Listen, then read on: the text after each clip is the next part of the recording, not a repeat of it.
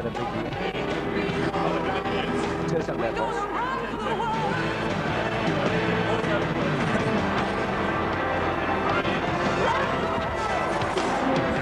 And for the third Saturday night in a row, we've got a crackerjack match coming from the Sydney Cricket Ground featuring the Swans, but they're not the home team tonight. Hello and welcome. Yes, the Kangaroos at home. The results today have been kind to the Swans, and if the Kangaroos can win tonight, then they can wrap up a top 4 and maybe even a top 2 spot. Gee, the stakes are high. What a feature presentation we have for you on this Saturday night. Earlier this year, Channel 7 Pictures presented SCG Awards. Now it is time for a much-awaited sequel. A galaxy of stars prepare to take Loves the way he field once again. Only this time, we are closer to the ultimate prize.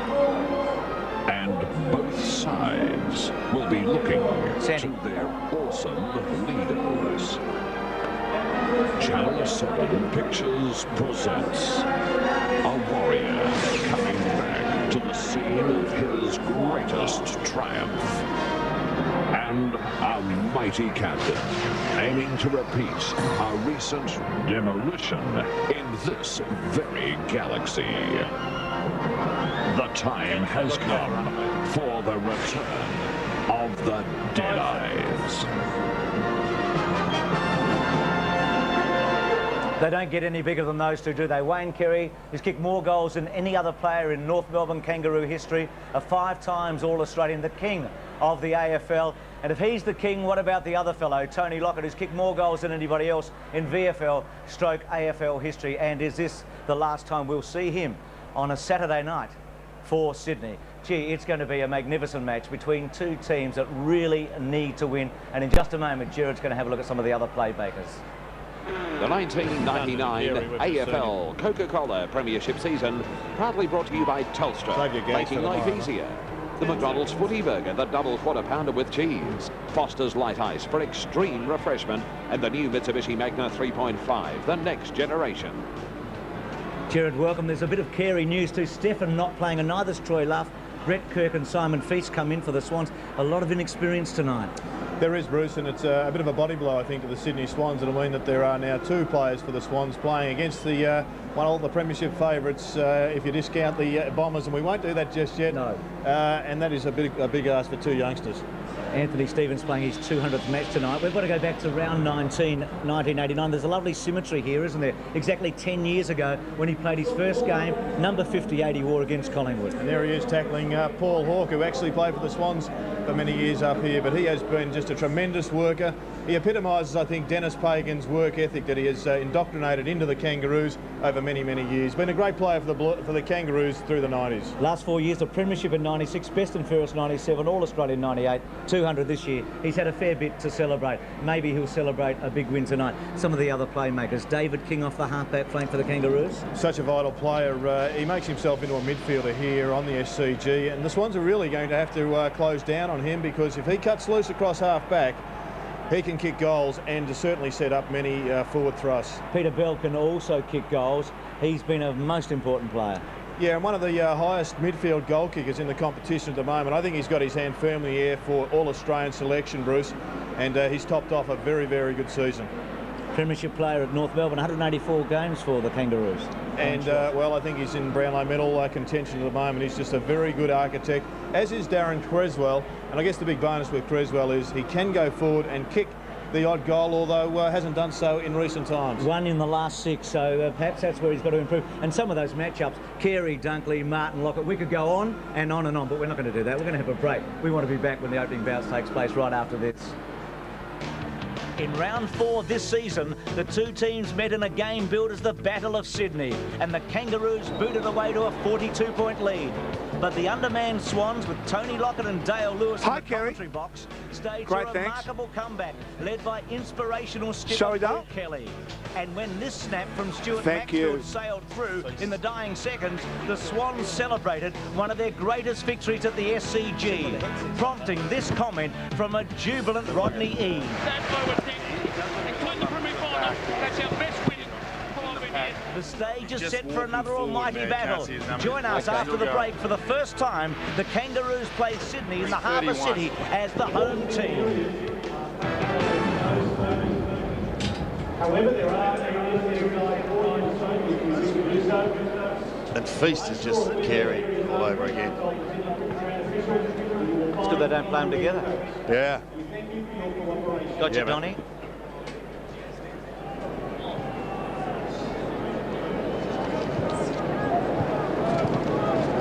No, and Donnie, you may not be able to do it, but Heath James and Brett Kirk are playing their first games.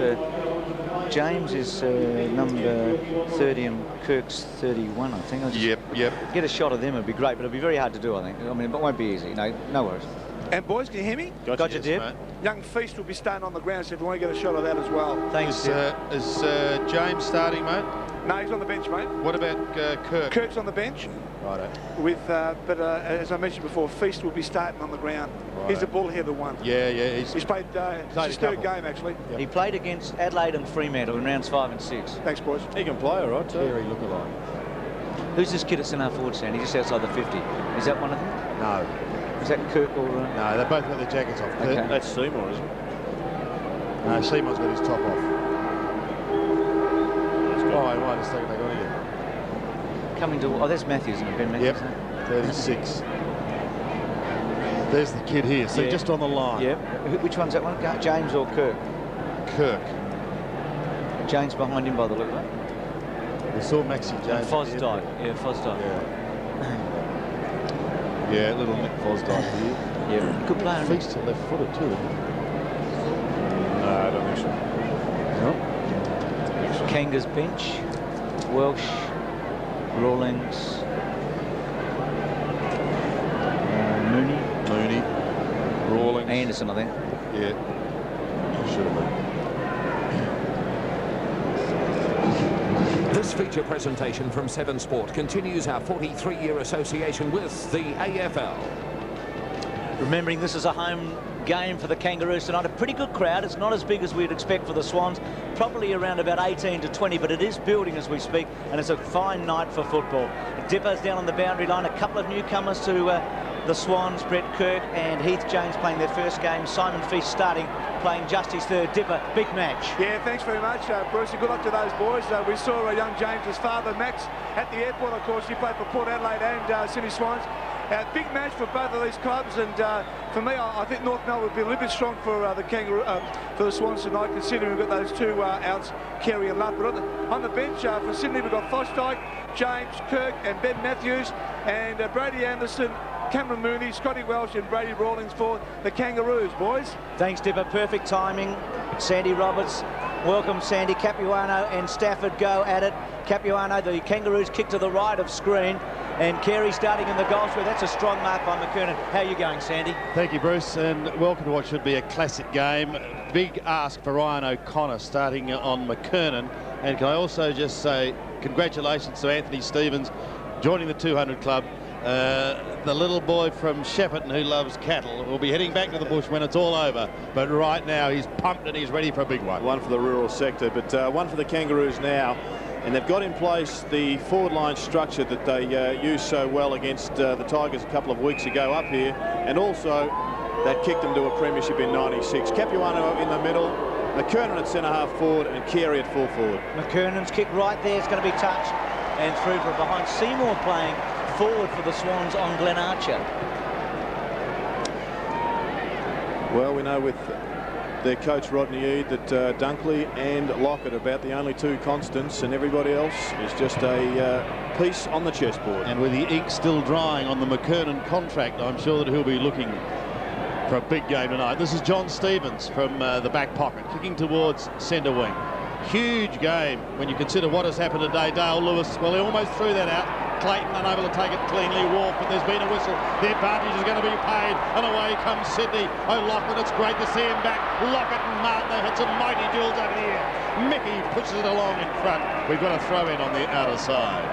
Sandy, young boy, Feast is playing centre half forward, and I forgot to mention that it's just a perfect night out here. No breeze whatsoever, and the ground is rock hard. Yeah, the rain has cleared. They've had rain earlier in the week, Dipper, but just a great night. And as the boys mentioned in the opener, so many great duels set to unfold here tonight. Here's Martin and Lockett, the two number 4s against each other. Mickey, you're going to be ridden into the ground. Throw it in. And that's Tony just reminding him, look, I've kicked 1,334 goals and I've kicked a few against you, Mick.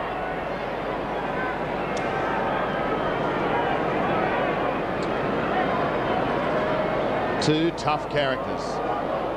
Good luck to young Simon Feast. There he is, number 26. He's beaten by Capuano on that occasion. Kangaroos having to do it without a couple of important midfielders tonight. This ball bounces in towards the middle. Wharf unable to take it. He goes again. He pushes wide. Clayton leads in the race. It comes further afield. Down towards Allison. Allison gives it to Winston Abraham. Abraham from 40 metres. Winston is away. And so too are the Kangaroos.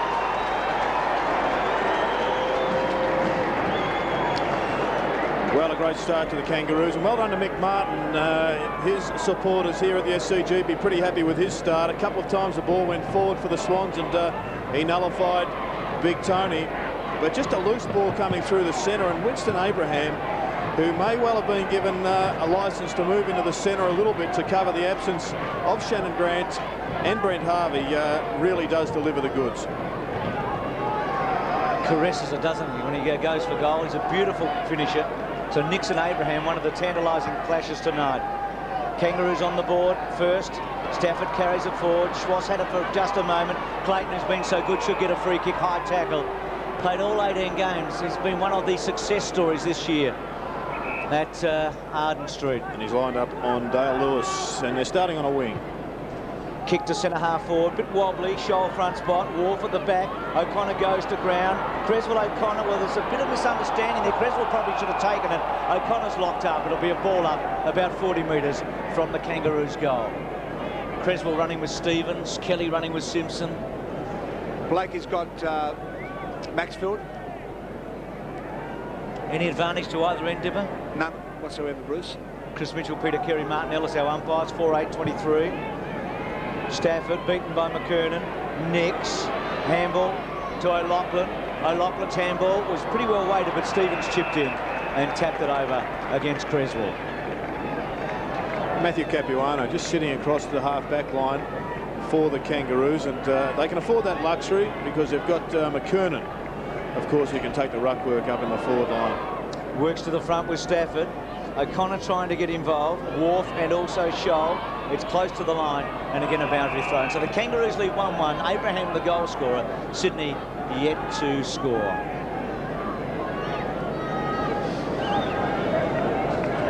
As we've said, perfect night.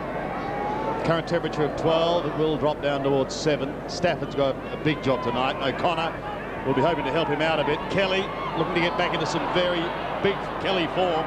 On all fours, Stafford pops it out. Here's a chance now for Sydney to run. Saddington has been excellent. He's had a wonderful year. His kick, however, is not a good one. And Capuano takes the mark across half-back. Matty Capuano just drops it short to Peter Bell. He's been dynamic. They can set something up here. There's a loose man down on half-forward. It's Scholl. He casually shrugs one, shrugs two, goes on to the right boot, down towards the big guns at half-forward. Mark should have been taken. Here's the king. He's away to the right, Carey. Badly. One behind. Well, a good passage of play there. Again from the Kangaroos. They're getting most of their attack just at the moment coming off that half-back line. That time it was Capuano filling in the hole. And the Swans, when they go forward, that time it was through Saddington, have just got to make sure that they bypass that extra man and maybe run that extra couple of metres, find the short option so they can kick it deep to where Feast and Lockett are waiting. Schwass again, the designated kicker, finds Michael O'Loughlin. Dale Lewis has put his hand up, but not to take any kick-outs this week, I believe, Sandy. I don't think you need to remind me. Here he is at half-back.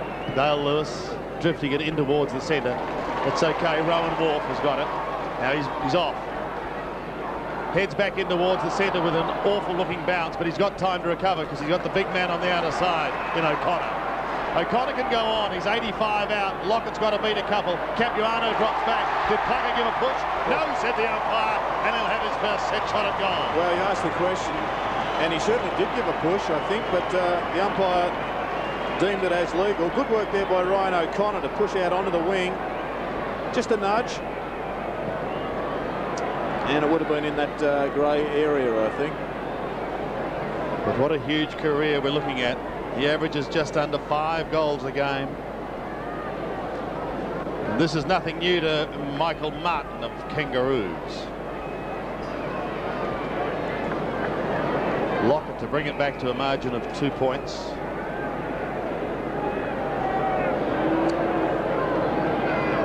Going for goal number 60 for the season. In game number 274. Here's away as well. And Sydney's on the ball. Well, it was a contentious one. You could have argued both ways. There's no doubt that Lockett had his hand on the back of Capuano, but he was backing back, and perhaps you could argue that Lockett was just holding his ground. Yeah, I think that was in the end a pretty fair decision by the umpire.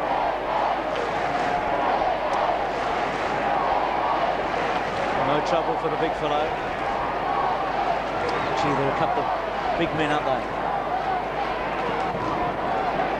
So Plugger has now kicked a goal in his last 106 matches. It's an amazing feat. He's closing in on the McKenna, 120. He'll be sitting at home sweating. The great Collingwood man. Which means if he's going to get there, he has to play next year.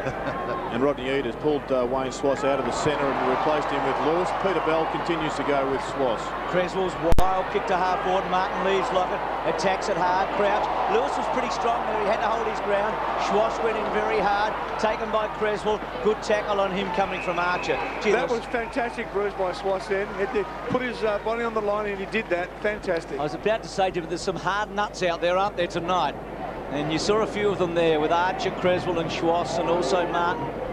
Nothing asked and nothing given. I think what's pretty obvious, Bruce, from the first 5 minutes, both sides are pretty sharp. We're in for a big one tonight. O'Connor getting a bit of it early at half-back. Swing played a terrific game here against Richmond a couple of weeks ago. Kicks the ball to half-forward.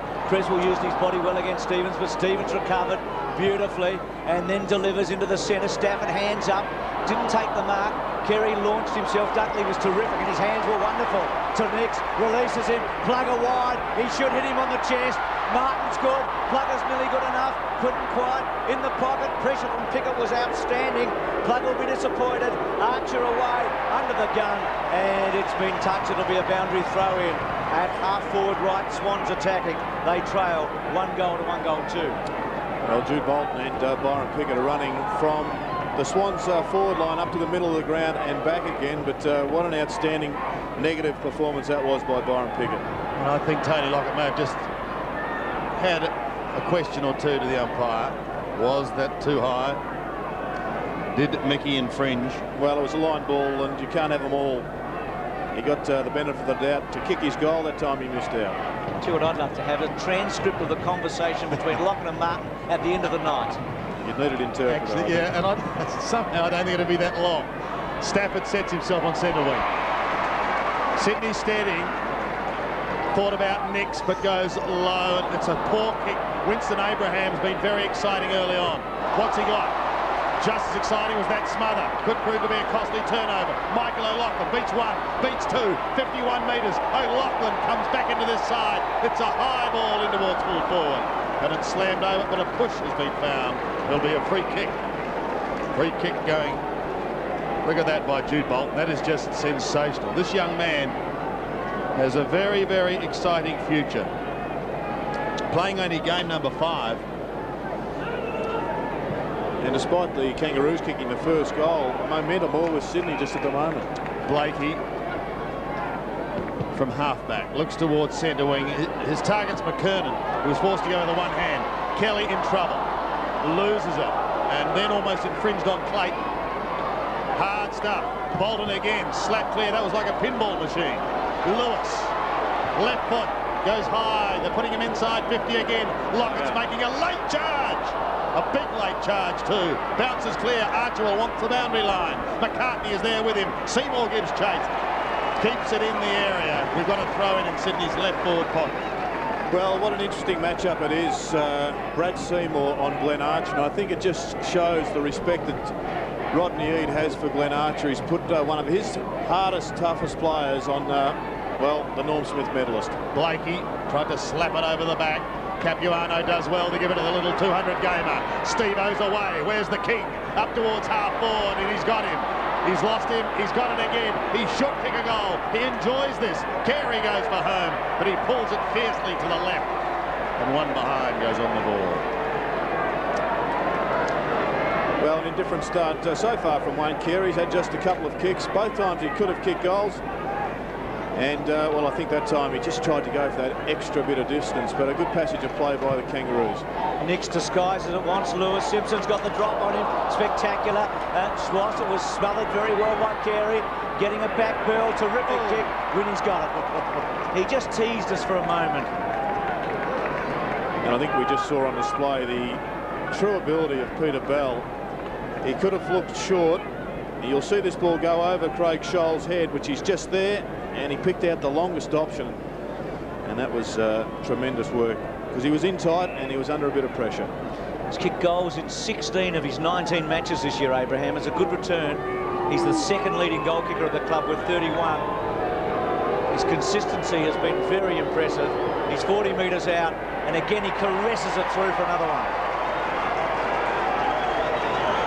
He's one of the best finishers in the game.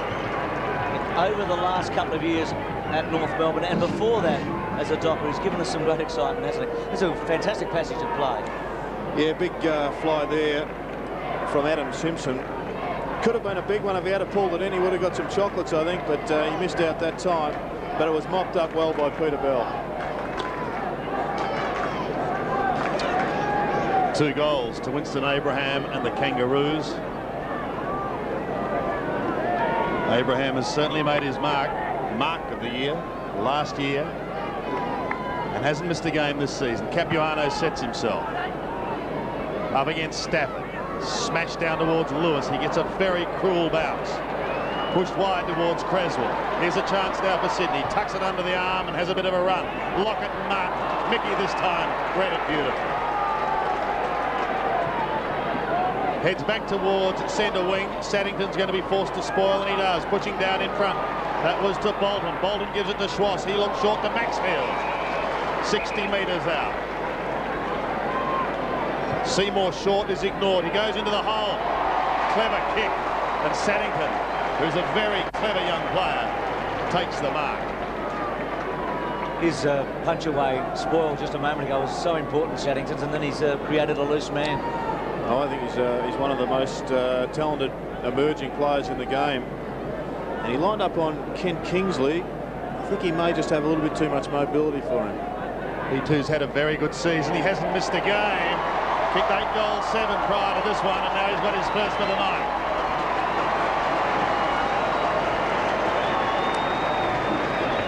Well, right at this stage, I think that the Kangaroos will win this match if they can prevail in the air. But if it comes down to a ground battle, the Swans just to look to have a few more winners in that area. And I think the absence of Shannon Grant and of Brent Harvey may take a huge toll on the finish.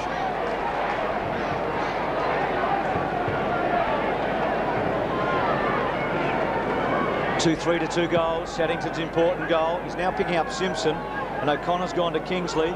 Bell's handball out of the centre to Clayton. Clayton goes hard and high. He wants Carey. Carey shields his eyes from the light. Belted away by Dunkley.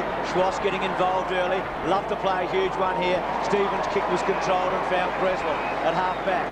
Creswell getting a fair bit of it early, with Stevens running with him. Kicks to centre wing right in front of us. Seymour outgunned. Capuano came in. Archer just held his ground against Seymour. Capuano took it unopposed. Finds Clayton down the line.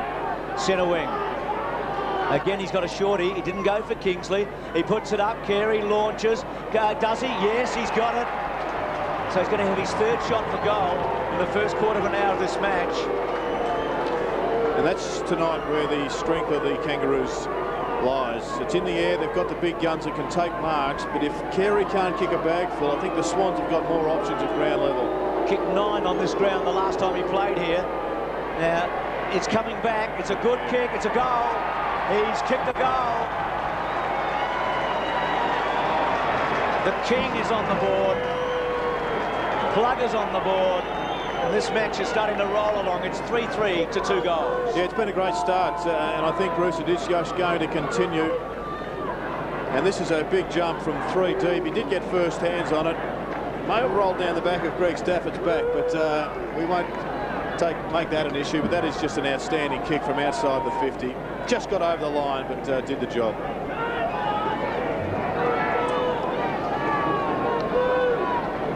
Nine points the margin, under 9 minutes remaining in this first quarter. An absorbing duel unfolding here. Stafford gets a very kind bounce. Slaps it out to Creswell. Back to the big man. Stafford from the centre. Lockett breaks. Martin is right there with him. Could have almost given away the free kick. Well, play goes on. Pickett does, and he finds Simpson. He dropped it. Was held, however, and then is allowed to go.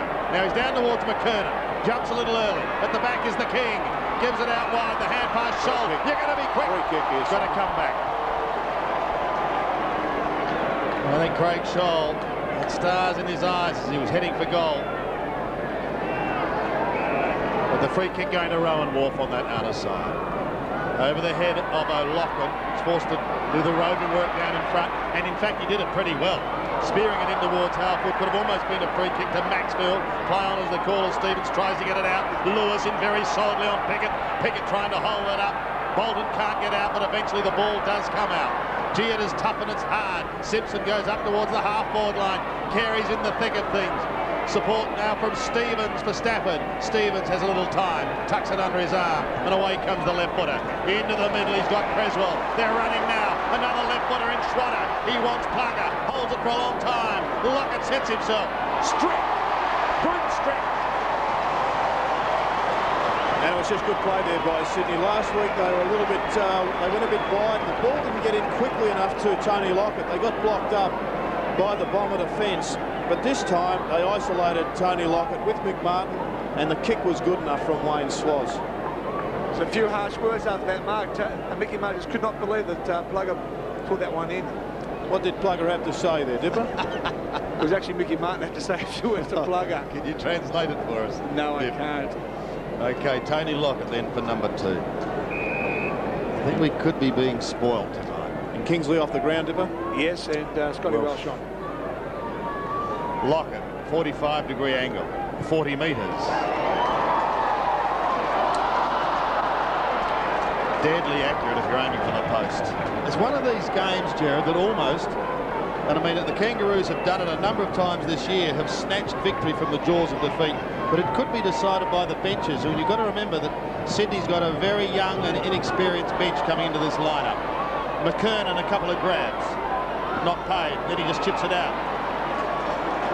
The advantage is going to be paid to Creswell.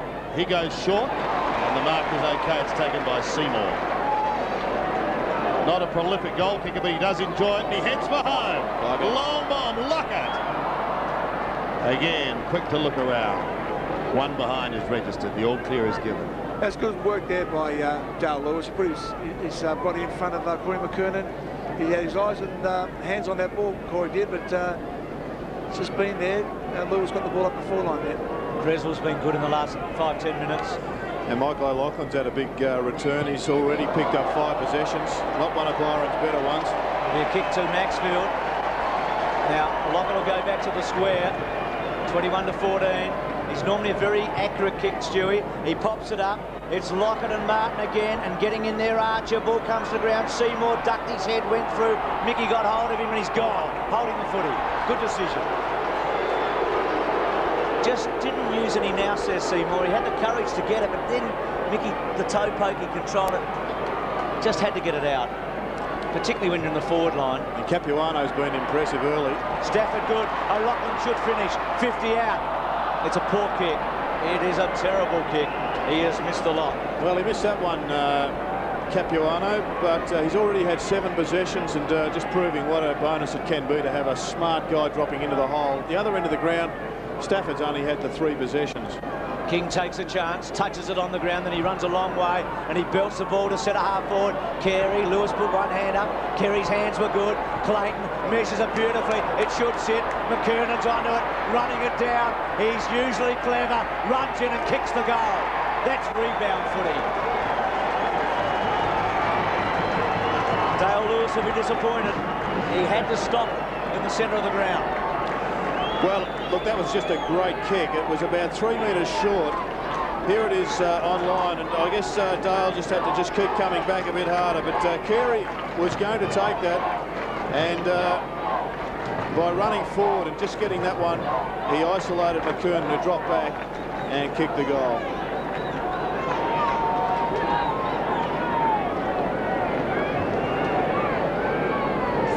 Points the margin. A home game for the Kangaroos, and the runner being sent out, just having a word to Dale Lewis. Capuano again. Stafford. Schwass tries to come through the middle. Oh, the bounce is a cool one for young Bolton. Pickett. His hand pass. Bolton follows it down. He is a tough little nut. Robert Scott's at the bottom of the pack. It's a hard game. I tell you what, it is a ripper. There are players putting their bodies on the line just about in almost every contest. Jude Bolton, raps are huge on him in Sydney. Just a player that does everything right, got a great attitude, and they expect him to go on and play 200 games with a bit of luck with injury. A player like Saddington coming through one year, and it's an absolute bonus to have a Bolton coming through the next. Here's it up towards Seymour, slapped away from him. Maxwell's going to have to beat a couple here, and he does, Stu. He's a left footer. He bends it back in towards Lewis. Can't get a run on it. Pressure on Stevens now. Anthony Stevens is cool as he heads to the outer side, and he finds Capuano. Big Matthew wants to go on with it. Now that is a poor kick. There wasn't anyone at home. Well, he has gone out of bounds on the foot. He didn't have to hurry it. No. Wayne Carey was making the dash. In fact, it was McKernan making the dash, but he blazed away. Lachlan Lewis does the roving work, and he shrugs one tackle. Could have almost taken the kick himself. Creswell gives it to Bolton. Bolton round the body. Martin again in front of Lachlan. Cool start for McMartin. He's got Archer free wide, but the Swans are really flooding into their forward line, picking up each and every option. Goes to Jason McCartney. Just two players now in the forward zone in the defensive zone, I should say, for the Swans. McCartney's another of the Kangaroos who hasn't missed a game. Ryan O'Connor was of the opinion that Corey McKernan played on. Corey may have been a little fortunate there. He kicks from half-back. Looking down towards Carey. Stafford has dropped in front. Carey forced to defend, then pounce upon it. It's pushed clear towards Allison. He'll keep it in play as he swings it back onto the left foot. Saddington will leave it, and a timely mark is taken by Schwass, who immediately gives it to the man wearing number 22. Saddington's kick looks good to another youngster in bulk. Quick hands to Lewis. Not sure if that was the right option. Don't know if he was ready for it. Scott, courage personified. Kept his eye on it. Seymour, free kick kicking in danger. And it's going to go, I think, gee, Scott was wonderful there. Well, I think he's been knocked straight out, Bruce. And, I mean, you have to wonder why a free kick wasn't paid. He was taken high. He's in a bit of trouble, isn't he? Have a look at him, Scotty. Let's get the mouth guard out if he's got one in. Eyes only for the footy, wasn't he? He was clearly taken high.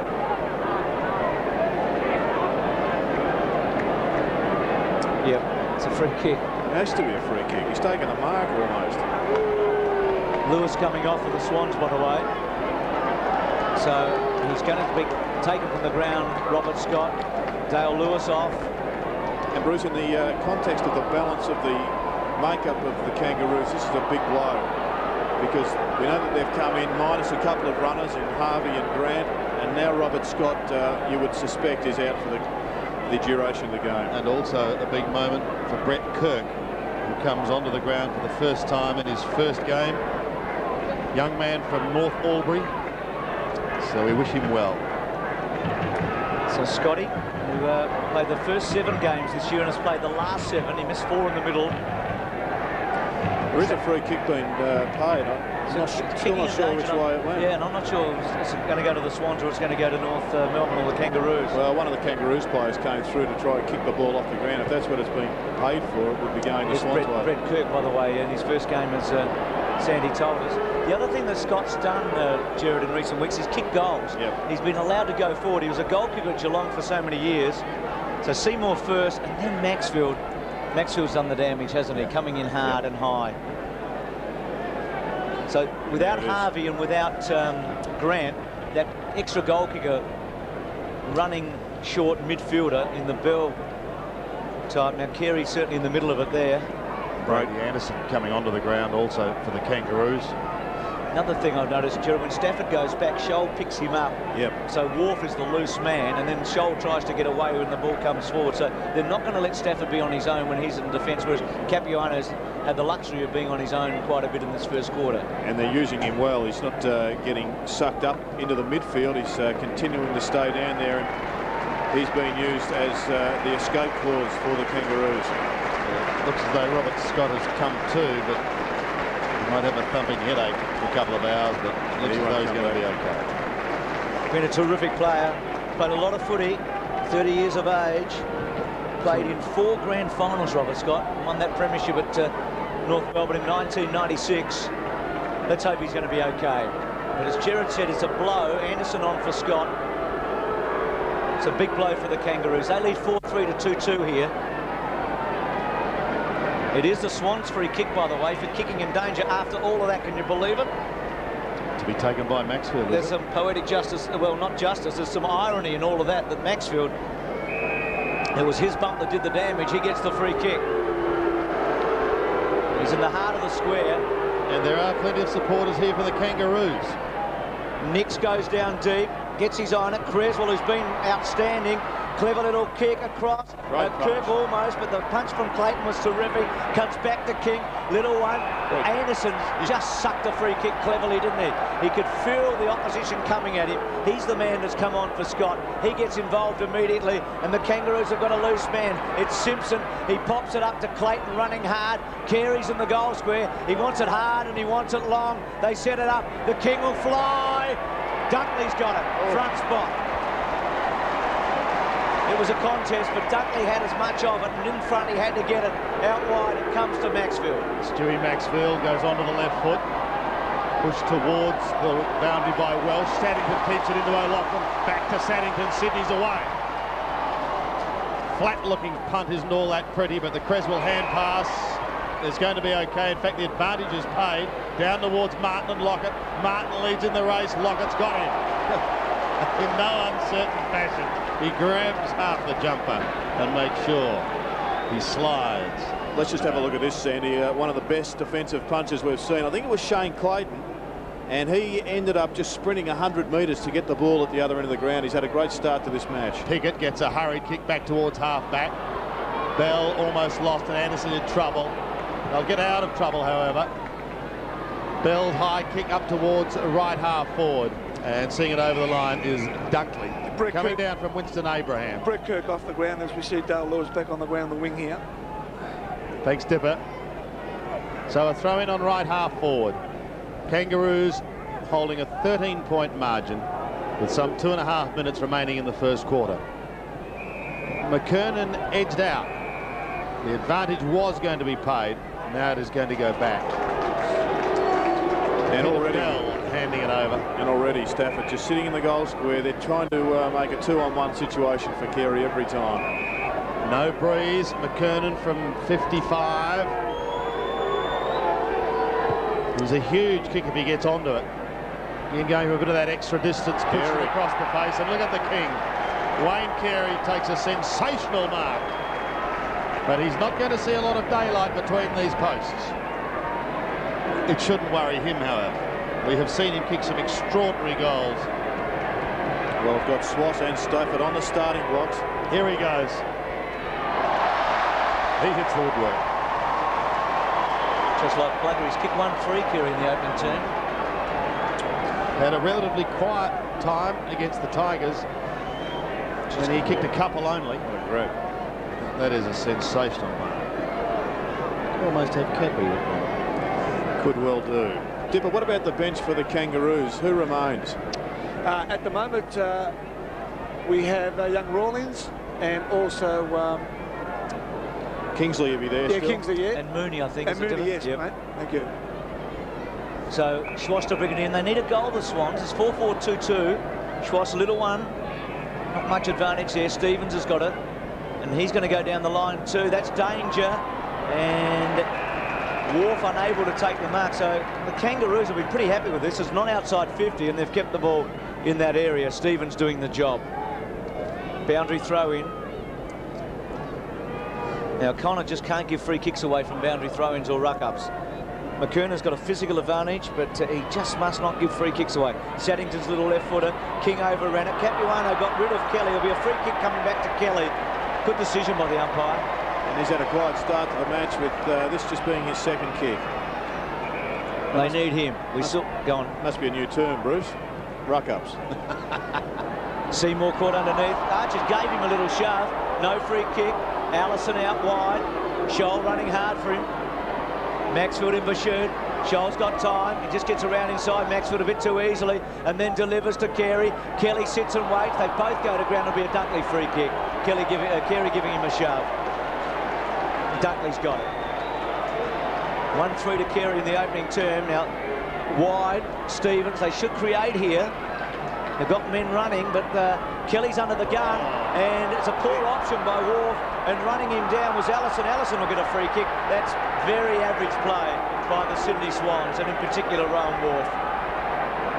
The handball wasn't right, and then the free kick was really sloppy. Anderson's got it. Goes towards full forward. Carey at the back. Dunkley front spot with those strong hands. Play on call. Carey's all over him. Dunkley on the bottom. It'll be a ball up. Well, looked everything but a mark, that one. He had a lot of control of it. Carey, interestingly, elected to go for the punch from behind. I think the look says it all from Andrew Dunkley. He had plenty of this.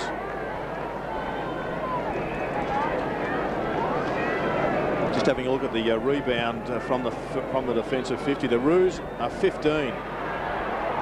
Here's Kelly. They can't afford to let the Kangaroos get a goal here. Stafford eventually takes it, comes towards O'Loughlin, almost down to centre wing. Yeah, 15, should be safe now. 15 compared to the Swans 8, so they're really starting most of their attack, the Kangaroos, from defence. O'Loughlin towards Seymour. Maxfield's followed it down. He sees it safely over the line, so it's an exciting and a tight first term, despite the Kangaroos holding a 14-point advantage at quarter time. Carey there chatting with Corey McKernan. But this has all the makings of being a sensational contest. So important for the Sydney Swans in light of what has happened so far in round 19. And of course, we've still got tomorrow. At quarter time, Kangaroos 4-4, Sydney 2-2.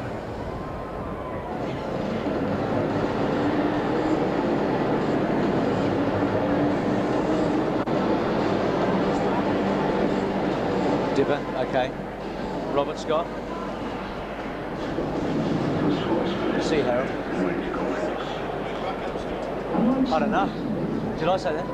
I didn't mean to. I didn't even hear it. Did I? Close derivative. Did I? Gee. Close derivative of backup. Oh. That would have been one, wouldn't it? I didn't even realise. I said when you said it, I thought it must be on the screen somewhere. Yeah, it's first term. How about the Swans? What? Oh, yeah. Oh, yeah. Got enough of it. Oh, yeah, I do. Yeah, they're sort of showing that they're about, well, they break. They're on the verge, right? Who's Derek Crouch? Don't know. I was just thinking about him then. I looked at him. I haven't spotted him much. In fact, he hasn't touched it. He started out there. Fell on Creswell. No, Stevens Creswell early. Definitely. I don't know if it's Swans. He fell on Swans. Crouch had a touch there. Yep. Yep.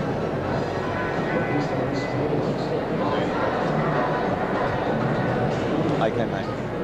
And just did want to say something about Robert Scott. Oh, he'll do it. He'll do that with Mark. Oh, yeah.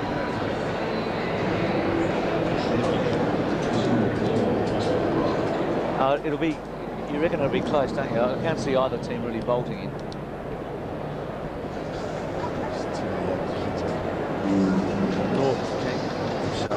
Yeah.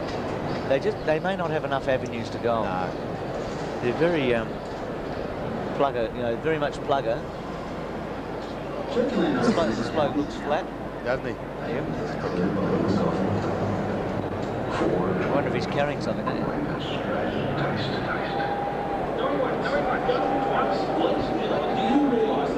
It's Mark Dawson. Yep. Terrific, mate.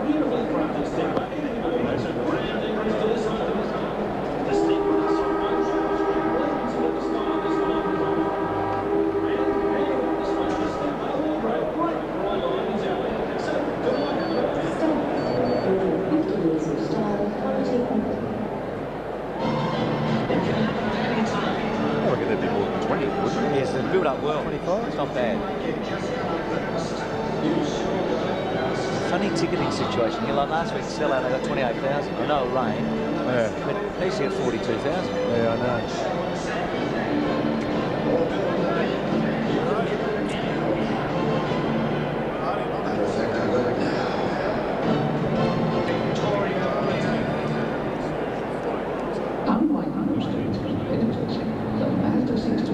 Rocket's spending a fair bit of time with Kelly. Yeah, that's what he's saying, would there be any chance? Step on. Quarter time at the Sydney Cricket Ground. Kangaroos lead by 14 points. It's 4-4 to 2-2. 7 Sport hope you're enjoying this match as part of the 1999 Coca-Cola AFL Premiership season. I think we all agree the Swans right in this, though. The Kangaroos lead by 14 points. Dipper, what about Robert Scott? Yeah, Robert Scott's okay, Bruce. He has come to. He's walking around in the rooms at the moment. They won't be playing him this week, obviously, but he's okay after that heavy knock we saw him taking that first quarter. We're just waiting for Mark Dawson now, the chairman of selectors, and he'll be with us in a moment. Actually, we've got Bobber Thompson. Bomber, you happy the way the balls are moving the ball through the middle today? Yeah, look, we've had a few, they've had more entries, and now Backman have sort of held up pretty well, considering that. But yeah, we're moving the ball okay. And the focus on Carey tonight. Obviously, they've got 2-on-1 on him all the time. Yeah, most games he plays, he's got 2-on-1. I'm sure he'll come through and kick a few goals as he has in the past. And some of the matchups around the ground, mate. Are you handling those all right at the moment? Yeah, I think we probably have to tighten up on Creswell, but apart from that, I think we're going okay. Thanks for joining us, buddy. And Rocket Eade spending considerable time with his captain too at quarter time. Paul Kelly's just seemed to be a little bit flat in the last couple of weeks. He's only had a couple of kicks and 3 hand passes in that first quarter. Well, you said Pagan was talking to Wayne Carey, and it's interesting that he's starting some 50 metres out from goal. Nobody behind him, so he's looking to use the space behind, maybe from a quick kick out of the centre. Start of the second term here. Bell got his hands on it. Lewis belts it hard and high. Now O'Loughlin with him, Blakey. Good mark, O'Loughlin. He had a lot of the football in the opening term. 9 disposals. We know that he had the broken cheekbone after an incident in Adelaide, after the Port Adelaide game, and missed a couple. And they need a big game from him here. He had a slow start to the season, being injured. Such an important goal kicker for the Swans. He's third behind Lockett and Kelly from the group playing tonight. 45 metres out. It's a good kick. He's kicked the goal. It's a very positive start for the Swans. O'Loughlin important for them. Lewis getting his hands on it, important for him. And the Swans close it up. Well, I think we've seen this a couple of times with Sydney. They like their centre, their wingman, to get in hard off the line in the centre bounces, and often Stafford whacks it straight out to them. But that time it was Lewis coming off the wing to get the ball clear out of the centre, and I would say that's the 3rd wing clearance for the Swans this evening. Just the start that Sydney would have wanted in this second quarter. Capuano slammed to the ground after he won the punch, so he's got a free kick.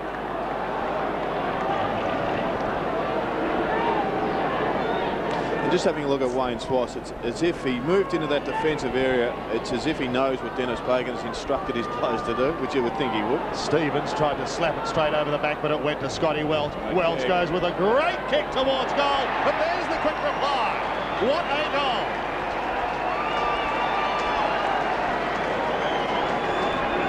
Well, he's been important.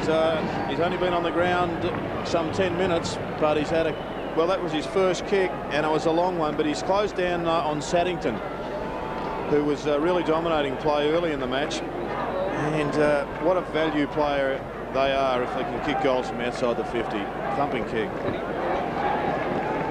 Gee, that was a good goal, wasn't it? Really long. So Welsh putting the Kangaroos back to 14 points in front. Capuano and Stafford Stafford giving a free kick away a moment ago. It was a bad bounce. Gets over the top this time. Creswell and Simpson. Simpson tapping it back. Stafford going forward. Bolton, beautifully done to Kelly. Kelly for goal. It's there. Terrific stuff. And that's the captain we know. And it's also a young kid called Jude Bolton who we're going to get to know a whole lot, isn't it? He's got smarts about him. Haven't seen much of Kelly in the middle in recent times, which is surprising. Look at him come. He's like Bruce, one of your favourite racehorses, just streaking on down the outside for a win. They always win, don't they? I wish, but... what a great tap by Bolton. Super. Sensational. His orientation was really impressive there. So goal for goal start in this second quarter. Again back to 8 points. Capuano and Stafford. Oh, look at this. Kelly out of the middle. Down towards O'Loughlin. The flash of lightning gives it to Schwartz. Onto the right boot, goes into the pocket. And he said to Brad Seymour, if you like kicking goals, try it from there. And John Blakey has gone into the forward line as a negative player on Matthew Nix, who is one of the most creative and in-form half-backs in the competition. And Gerard Lachlan is limping at the moment. The doctor is out to him. About centre-half forward. Keep an eye on him. He is. He's not looking 100%. Seymour's kicked 3 goals without a miss. I reckon we could be saying farewell to O'Loughlin in a moment. Now he's had a miss. Well, the doctor is doing the old fist-over-fist rotation move, and I think that means he's in trouble, Michael O'Loughlin. He may well have strained a hamstring. Bit of disappointment for him coming back into the side after what can only be described as a freak accident. So keen to get back. We'll keep an eye on him as Archer brings it back for McKernan. There's no movement off the Swans bench here, so maybe he's okay. Corey's been okay this year, playing every game. And Mickey Martin has just run to the wing and he's dragged Lockett with him. McKernan goes long. Carey's going to arrive late. Almost ran into Jared Crouch. In fact, he did, and there was shoved to the ground. Schwartz tries to get it out. He does. Martin and Lockett are back at the other end of the ground now. It's still at half forward. No one able to pick it up. Eventually it does come out. Blakey. Mickey can kick a goal here. He's in front. He can't take the mark. He recovers. He beats 1. He beats 2. Gets the hand pass wide to Blakey. Blakey's 40 metres out. He snaps a goal for the Kangaroos. Oh, Mickey Martin, you can find yourself in the forward line to play like that. Blakey has the goal. Well, maybe he's watching Channel 7's coverage this afternoon, Bruce, of the Geelong and Port Adelaide game when Ben Graham went forward 3 times in 1 quarter, kicked 2 goals, 1. And, well, Mick said if it's good enough for Ben, it's good enough for me. You plug it with spit and chips, don't you? It's 1-1, Mickey.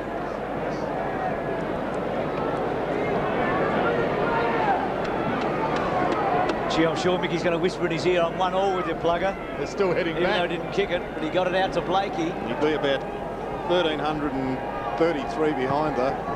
5-4 to 4-2. Stevens quickly. In fact, make that 6-4 to 4-2. The scoreboard hasn't changed here. Little toe poke there coming from the Swans. But Blakey, clever kick, but Lewis in the right spot, but gee, should have taken that down. Bell on the up to Blakey. He's getting a bit of it since he's gone forward off O'Loughlin. Simpson hurriedly onto the boot, typical North Melbourne. McKernan, that's great courage by Schwartz. Works terrific. Clayton strolls in and banks through another one. They're getting away. They're starting to put some screws into the Swans here, aren't they? I think it's only been just the odd loose ball situation, Bruce, that's been the difference between the 2 sides at the moment. And here's another one that is won by the Kangaroos. Good work by Welsh once again. A loose ball. He charges through. And I think Denis Pagan will be pretty happy in that situation. Dipper, the Kangaroos bench. Well, we've got Robert Scott obviously hurt, and we've got Mooney, Rawlins and Kingsley on the bench for the Kangaroos boys. Not a lot of experience in that lot, Dipper. 20 points the margin now. Biggest lead we've seen in this game. Stafford tries to quell it. It's a high ball. Lockett and Martin are underneath it. They flood in front. King's under pressure. He does get the kick away. Here comes Schwass. They pounce on it now towards the line. Good solid work by McCartney. The hand pass over the top. Going to be a free kick. Tackle too high. Kangaroos are going to get out of trouble. Clayton to take it in the back pocket. Shane Clayton heads to the outer side. Scholl unable to take it cleanly. Simpson in the thick of things. Scott Welch applies the tackle. Wharf unable to take it. He may get another chance. Anderson goes back. And it'll go to Sydney. Just 24 games experience on the Kangaroos bench at the moment, with Kingsley 7, Mooney 5, and Brady Rawlings just to 12 games. Creswell to Maxfield. Roo fans remember him. Maxfield in towards Lockett. No, Lachlan. Lockett up with the one hand. Couldn't take it cleanly. Mighty McMartin gets collared. Free kick. It is a free kick.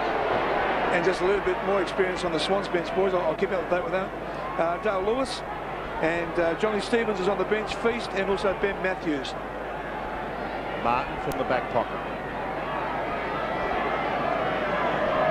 Kangaroos leading by 20 points. Up towards half-back. O'Connell is the spoiler from behind. Maxfield takes it from Creswell. And there's an opportunity for the youngster to go forward. That was young Kirk going to Lockett. Well done by Kirk. Good kick. Was cool in a tight situation. And he finds Tony Lockett, who's kicking for his second. Well, Mick was claiming a trip there, but I think he might have just unbalanced himself trying to get around the big frame of Tony Lockett. Lockett goes for goal.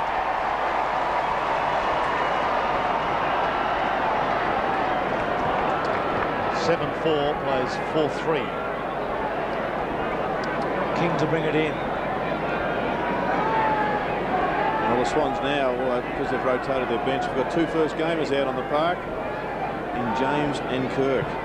King keeps it low. It's a good kick, isn't it, to Bell outside 50. Sliding into it, Peter Bell. Just know that he's going to keep running, Bell, and become an important factor as the game goes on. McCartney's kick into the centre. Creswell front spot. Good play by Simpson at the back. And then Fosdyke held his ground. The tackle was good. He was lucky not to be pinged, Fosdyke, for throwing it away. It'll be a ball up. And the Swans doctor is out to Lachlan again. He's in the goal square. Yes, he's not moving too well, Tim, but there he is. Pickett's on him at the moment. I think Byron might show him a clean pair of heels if they have to run hard for it. Stevens up in the air. We play on. Seymour took it. He's that's throwing the ball. Creswell. Seymour hooks it back, keeps it in play. Kelly's his target. Kelly times it, but good play Anderson in the front and knocks it over the line. Anderson playing his fourth consecutive. There's Kelly. Anderson playing his fourth consecutive match. Earlier this year, he played in rounds 1 and 2, and then 8 and 9. So he's found it very hard to really impact here at North Melbourne. They're such a good team. But Capuano clearly to Stevens. Nix got to the front. Blakey probably gave the free kick away. It'll come back to Nix at centre wing. Chance to look down towards half forward, maybe go into the middle. And he does the latter. Martin and lock it up early. And Capuano does it very easily in the end. Stevens to the outer side. Allison, some experience between those two left footers. He can pop it over the top. He wanted Winston, and he does it delightfully. Goes even shorter now to Stevens.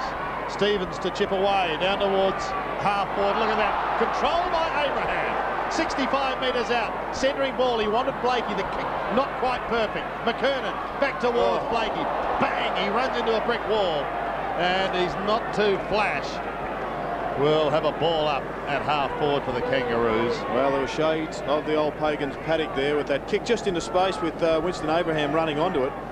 And just have a look at this. Changes stride and direction in a sec. Just the kick let him down a little bit, just a little bit too far. He'll make a good running back. He'd get a job tomorrow, Dipper. Stafford tries to pluck it out of the air. Not out of the danger zone yet. Still going as Wharf. Overruns it and he goes again, does Rowan. Eventually gets the hand pass clear. Bolton caught Jude Bolton. Well done by Scholl. And then he lost it. tried very hard. Kirk again, kicks up towards right half forward, slapped down towards Fosdyke, couldn't take it cleanly. There's young James. Max James played with Port Adelaide and Sydney, and he'd be very proud to see his son get a touch there. The advantage is played as Clayton heads towards the line. We saw it going back in time, Bruce, but did see Max James at the airport, and he was a high flyer for Port. I think he wore number 27, but he still looks very, very fit. And he'd be so proud to see his son following in his footsteps. Good luck to him. On centre wing, Kirk. Short kick, Bolton. Got one on the head. Just a little something to go on with. Umpires have been pretty liberal, I think, in their interpretation of what constitutes a handball. Schwartz to the outer side. Here's Seymour. Seymour from the middle. Pulls it towards Lockett. Martin is right there with him. He can't get clear. Wearing him like a shadow. Kelly tries to get clear. One of those trademark goals. Pops it straight up and down, and Abraham takes the mark at half back. King to Bell, and Peter Bell can go on, and he does, to Abraham. Anderson back to Abraham. Trying to set something up from the half-back line. Eventually elects to go long. Stafford is the man who should take that ball back towards the other end. He was the stumbling block, but Allison chips in to try and give it to Carey. Unable to do so cleanly. Kirk gets a hurried little kick. Only went a couple of metres to Schwartz. Back again. They will get out of trouble. Up towards Maxfield on centre wing. Tried to slap it over the back. Saddington did the roving in front. Off to Schwartz. This looks better. Kelly. He's got Seymour screaming for it. And he takes it. No closer to goal, so he plays on, goes inside 50, and this time finds Saddington. Well, I think a number of the Kangaroos players must have moulded souls on out there, because we saw Carey slip over a couple of times. Good kick here into space to Saddington. And then Ellison also slipped over at crucial periods. Saddington kicked a goal in the first quarter. And an important kick here, because the Kangaroos, if they got another one now, can threaten to draw away. They will not draw away. Saddington kicks a very important goal.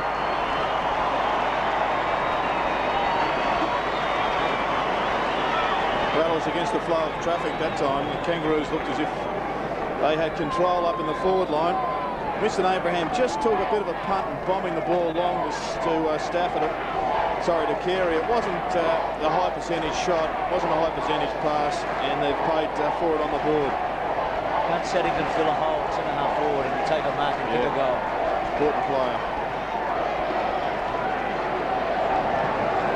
Good crowd here, plenty of support for both teams. Probably the Swans about 70%, but 30% Kangaroos, I think.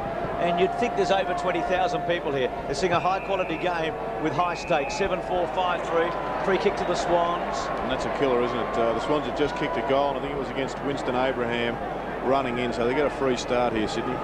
Rawlings on the ground. He's trying to take Saddington out of the match. Schwartz kicks to the pocket to O'Loughlin. Gee, that's a good kick and a beautiful mark. He timed that perfectly, O'Loughlin. We'll see how fully fit he is. He seemed okay there. This will be about as far as he can kick it. We know that he's about a 40 to 45 metre kick normally. Kicked a goal in this term. Flutter's being held pretty well by Mickey, so they're going to have to get goals from a lot of other places tonight. O'Loughlin's kick. It's a beauty. A glorious kick. So O'Loughlin's chipped in for two, Saddington's chipped in for two, Kelly's got one, and the Swans now make their move and come right back into the match, 7-4 to 6-3. And just having a look at the inside 50s in the last 5 minutes, the Swans have gone from 23 to 27. The Kangaroos have just had a couple. So they have just had a little period here, Sydney, where they've pushed the ball in forward, and importantly, they've found themselves an extra avenue to goal. 20-point lead has been cut now to just 7 points. Stafford beaten, but they're not out of the middle yet. Schwartz claimed, loses it. Stafford goes again. Here's a chance now for Peter Bell. He'll have to go again. Stevens, been a prolific kick winner, already over 10. Stevens gets it again. He's forced onto the right boot this time. Flat-looking helicopter punt down towards Carey. He'll need support. Just pops the hand pass over the top to who? Wolf will accept it. They should get out of trouble towards Dunkley. Back to Carey. They're not out of trouble yet. Dunkley slaps it towards Wayne Schwartz. That was clever. Schwartz gets through some heavy traffic. Eventually gives it back to Dunkley. Tumbles a punt up towards centre wing, but Abraham is waiting there to take it in front of Maxfield. Goes the long way home towards McCartney, who spears a daisy cutter in towards Capuano. Off he goes to Anderson. Oh, that's an awful kick. And Wayne Carey is standing near the square, hands in the air and in despair. King overruns it. Desperation shown by Bolton. Abraham intercepts, can spear a pass short again. Saddington, good interception. Good recovery by Scholl. Off to Bell. And is that going to be down the ground? Wayne Schwartz against his old teammates there, including Anthony Stevens, who's still having a few words with him. But Dipper, you saw that from ground level. What did you think? I thought it was a bit soft there. Yeah. Looks worse on the TV. Looks worse on replay. Well, let's see what Carey can do. He makes no mistake. Kangaroos have a quick answer.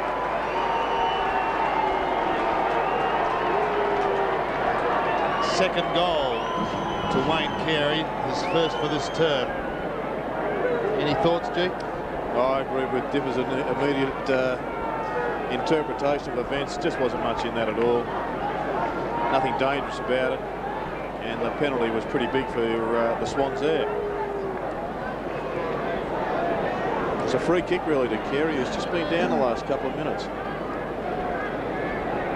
Carey's in the centre square here, 8-4 to 6-3. So the free kick down the ground to Carey. He's kicked 2, he's kicked 2-3 tonight. Just directing some traffic. He's telling McKernan to go back into the goal square. Capuano to do the ruck work with Stafford. These centre square clearances are so important. Creswell should have got a free kick, didn't.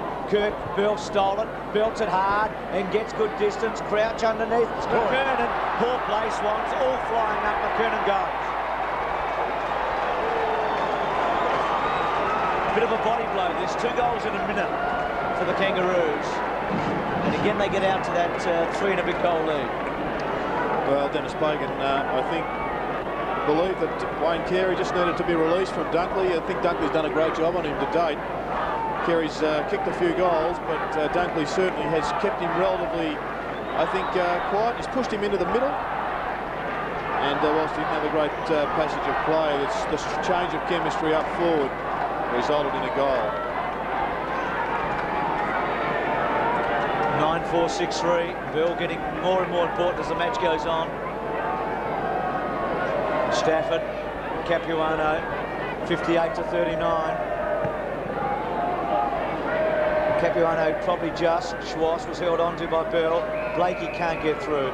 It's a real test of wills and physical strength there, and it'll be a ball up. And just having a look at Wayne Carey's individual stats, he's had just 6 possessions, kicked 2 goals, 3. So maybe if he had a kick straight, the game would be in a totally different position. 7 minutes left in the first half. Stafford can't get a clean run in it. There's a young James. It's the hand pass out to Wolf. That was positive towards Seymour. Just a fraction too far. McCartney read it well. McCartney wobbles a punt kick back towards centre wing. Here's a chance now for James. Hand pass inboard to Seymour. Perhaps a little too hot. Could turn it over to King. Look out. Speaking of Kings, there's Carey. Gives it away quickly to Simpson. His left footer falls towards Schwartz. Great recovery, spearing hand pass to Saddington, then another one to Creswell. Over the top, too high for Kelly, but he's equal to the task. Creswell gives it back to Kelly. He pokes it up towards the centre of the ground. Kirk is a young man who can cover himself in glory. He goes for goal, and he has kicked it. Welcome to the Sydney Swans. Not the first bit of good play that kid has done since he's been on. He's been very good. Brett Kirk kicks his first goal, and Sydney again answer. Tell you what, with a haircut, he's a real John Stevens lookalike. Exactly. See what I liked here, Jared? He was prepared to take them on. He could have gone back. He had Clayton running hard. He was prepared to take them on. Arched the back and went for it. They were untidy in the centre there with Kelly and Creswell, but they made it happen in the end. Got out of it. 9-4, 7-3. He's had 6 kicks, Kurt. He's found a couple of good passes down the line. Not sure what's happening here, but there's plenty going on as far as the crowd's concerned. Stafford got over the top, Kelly nearly. Schwartz so important, wobbles it, floats it to the pocket. Front spotless Maxfield. O'Loughlin's normally clever. He's outnumbered. He does it very well. The handball on. Seymour terrific to Maxfield. O'Loughlin was a beauty and so was Seymour. Good stuff. We've got a footy match here, haven't we? Great play. Great play by Seymour, Jerry. Yeah, it was inspired, wasn't it? He knew exactly where he was. But Kelly into the middle of the ground, we haven't seen enough of it, I don't think, in the last month. He's been played as a dummy full forward. I hope he doesn't take that literally, but he's just a great player, running in straight lines through the middle of the ground. And that, as much as anything, created that goal. Hold on to Seymour. Starting to warm up a bit now. Yep. Starting to warm up, Dipper. Great play by Brad Seymour just to knock it on, and Stewie Maxfield finished it off. Glenn Archer's gone to full forward for the Roos. Stafford up almost a fraction too early. Wolf was looking to take it away from the middle, and he does, getting the hand pass clear. The James kick partly smothered. It comes towards Bolton. He's clean bowled. David King, a youth experience there. Bell and King combined. David King goes back towards the 50th. Big pack of players. McKernan was in the thick of things. Rawlings onto the left foot, floating a high ball in towards full forward. No one at home. And the safe mark is taken by Scotty Ross in trouble for the Kangaroos. Now what's happening here? An illegal Shepherd? Jeez, that was a big decision. Well, 25 metres out from goal. I'd like to have a look at that again. 7 points currently the margin. Allison is going to be the sharpshooter, and he is a sharpshooter. Capuano coming off the ground just for a bit of a rest. Denis Pagan getting a little bit more mobility out onto the ground. Carey into the ruck, adding to his running power in midfield. Archer to full forward. This is a big result. 3 goals last week, and now he's got one tonight. One that may be talked about for some time. Allison gets his first. And as has been the case from the start of this quarter, it's basically goal for goal.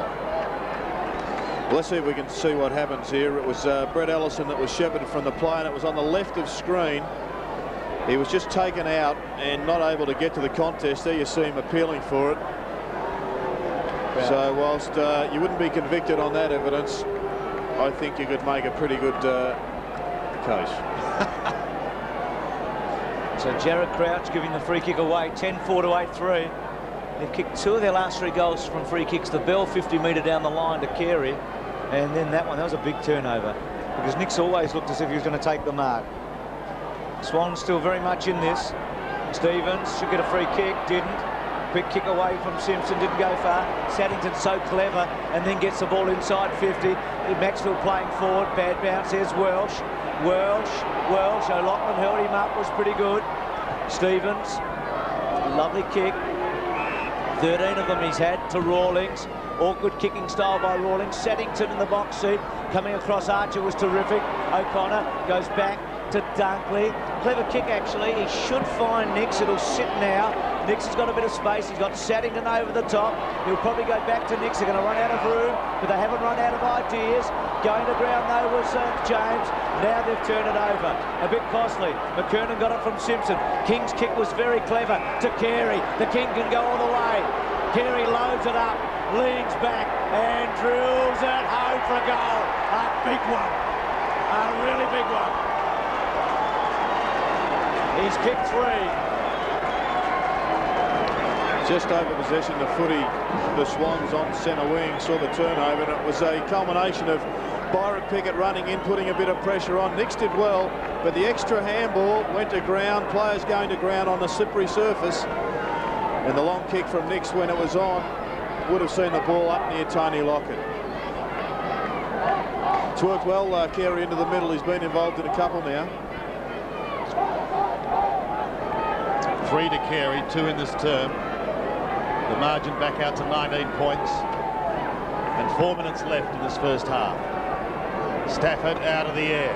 almost through it and then slapped it some 15 metres down towards the 50. If they can get a run here, they can come back. But it's Rawlings who will defend from half-back up towards half-forward. McKernan running with the flight of the ball. Takes a gem of a mark and he gives it to Glenn Archer. Archer can kick a goal. It's a penetrating kick in towards full forward. Carey could have been interfered with. Comes out the back and slams into the behind post. Frustration there for Wayne Carey. We've got a throw in, right forward pocket. The Kangaroos in attack. 19 points the margin. Sydney have got it back within a kick. Archer again will have a snap. And this time will wobble it through. Glenn Archer kicks his 12th goal for the season. And the body language there on the replay of Wayne Carey was interesting, as if to say, well, I'm glad you got one, mate, because I let you down last time. The kick was good. I should have marked the ball and kicked the goal for you, and there it is. Well done, you got it anyway. You're spot on, Jared. Suddenly they're away, aren't they? Lewis back on for Sydney, Bruce. Going forward this time, so they've got Lewis, O'Loughlin and Lockett and Seymour all in the goal square at the centre bounce. 12-4-8-3. It's a very handy break. Swans need one, maybe two before half-time. They did come from a way back in round 4, but you wouldn't reckon lightning would strike twice. Simpson at 50. Well, way to kick. King will get it. Carey will get it. He never misses those, ever. Well, Dunkley might have been on top. And Denis Pagan can coach a footy team, can't he? Puts Carey into the centre, releases the hold for a moment, and now the King comes back, and suddenly he becomes the most important player on the park. All of a sudden, you could be staring at a 31-point deficit. It's still a couple of minutes to go. He's having a huge influence now. Could have gone the other way quite easily, though, Bruce. The centre bounce, Stafford had the ball and just miskicked. And the Swans lined up with all the players on the defensive side and no one forward. The miskick just quickly went forward. Well, he had a huge first half against the Cats, didn't he, a month ago?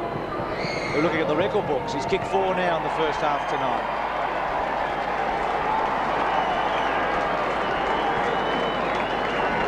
So they've bolted away here. Well, up until about 4 minutes ago, it looked to me as if the Swans were just hanging in there and were on the verge of breaking loose with half a dozen goals or more. But to their credit, the Kangaroos have done what they do so well, and that is just to keep in the battle, and they've broken it over.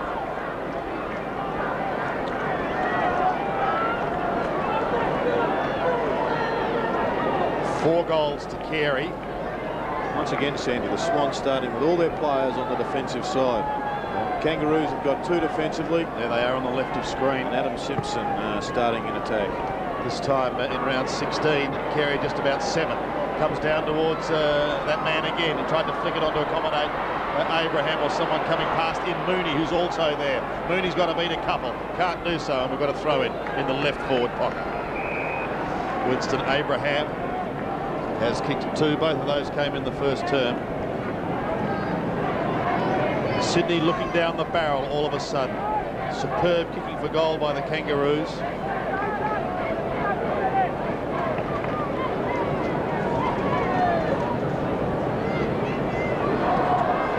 From the throw-in, Bolton is there. Nicks Archer with absolute strength. Seymour over the top asking the question.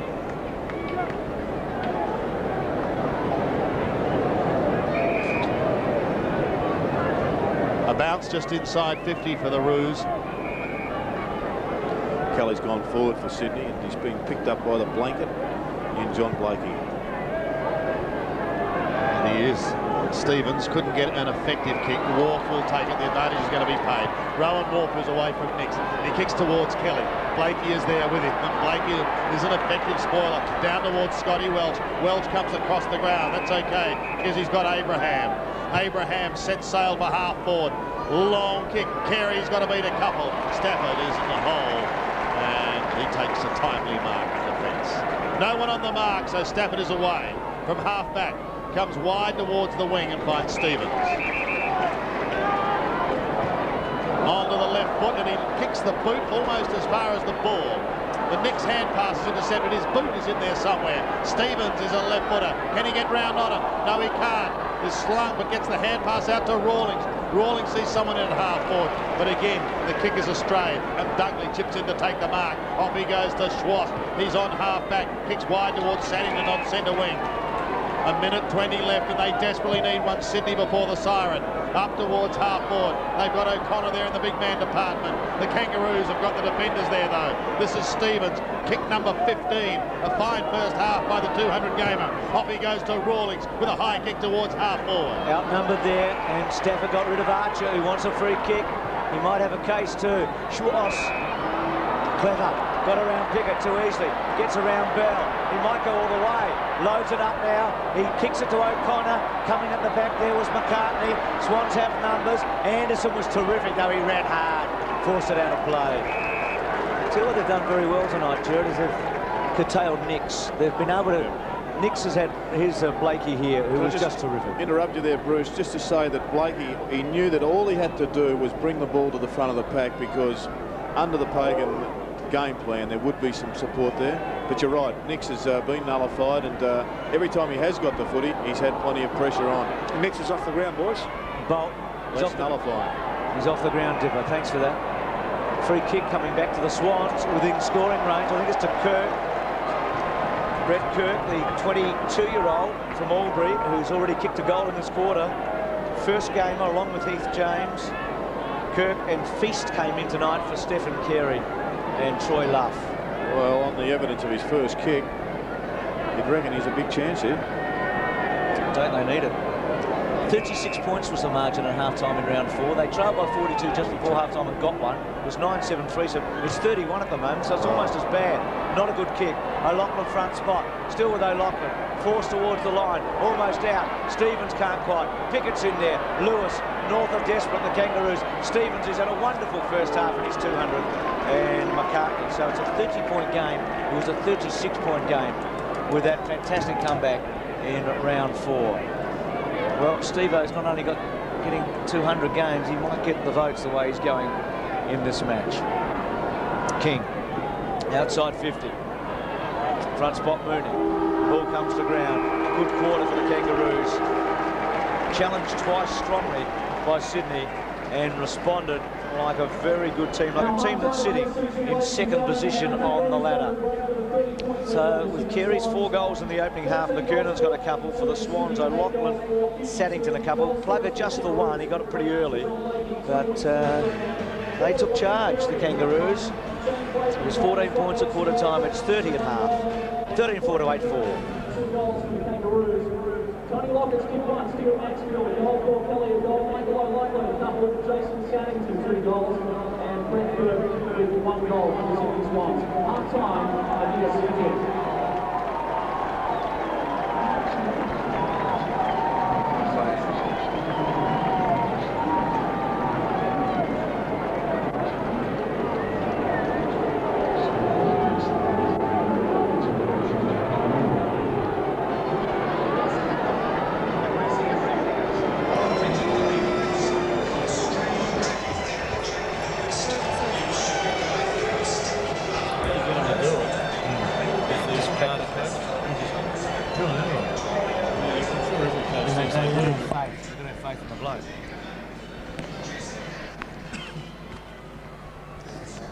So we're going to run this to 240. Andrew. Yep, go, mate.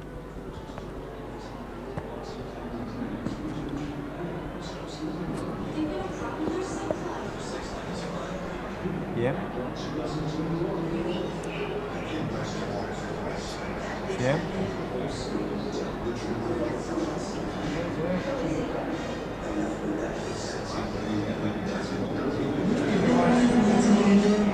Right. You'll be happy with that. Yeah. Yeah, go on.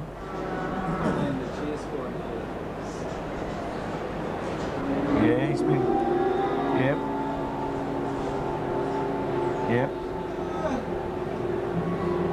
Yep.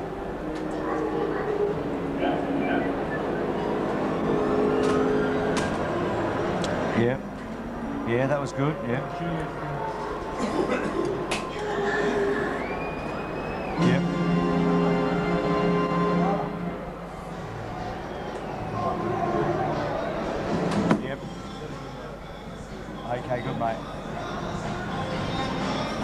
And 2:45, we've got to hit it. Thanks, Don. Oh, we'll get through them. Yeah. It's amazing just... The big fella's struggling a bit. Plugger, they're actually working him aerobically. And they need a foil for him right at his feet. I mean, O'Loughlin's a bit, but I don't think he's fully fit. They're not getting the ball down very quickly, though, are they? No. I mean, this one here, you go to lock it. Yeah.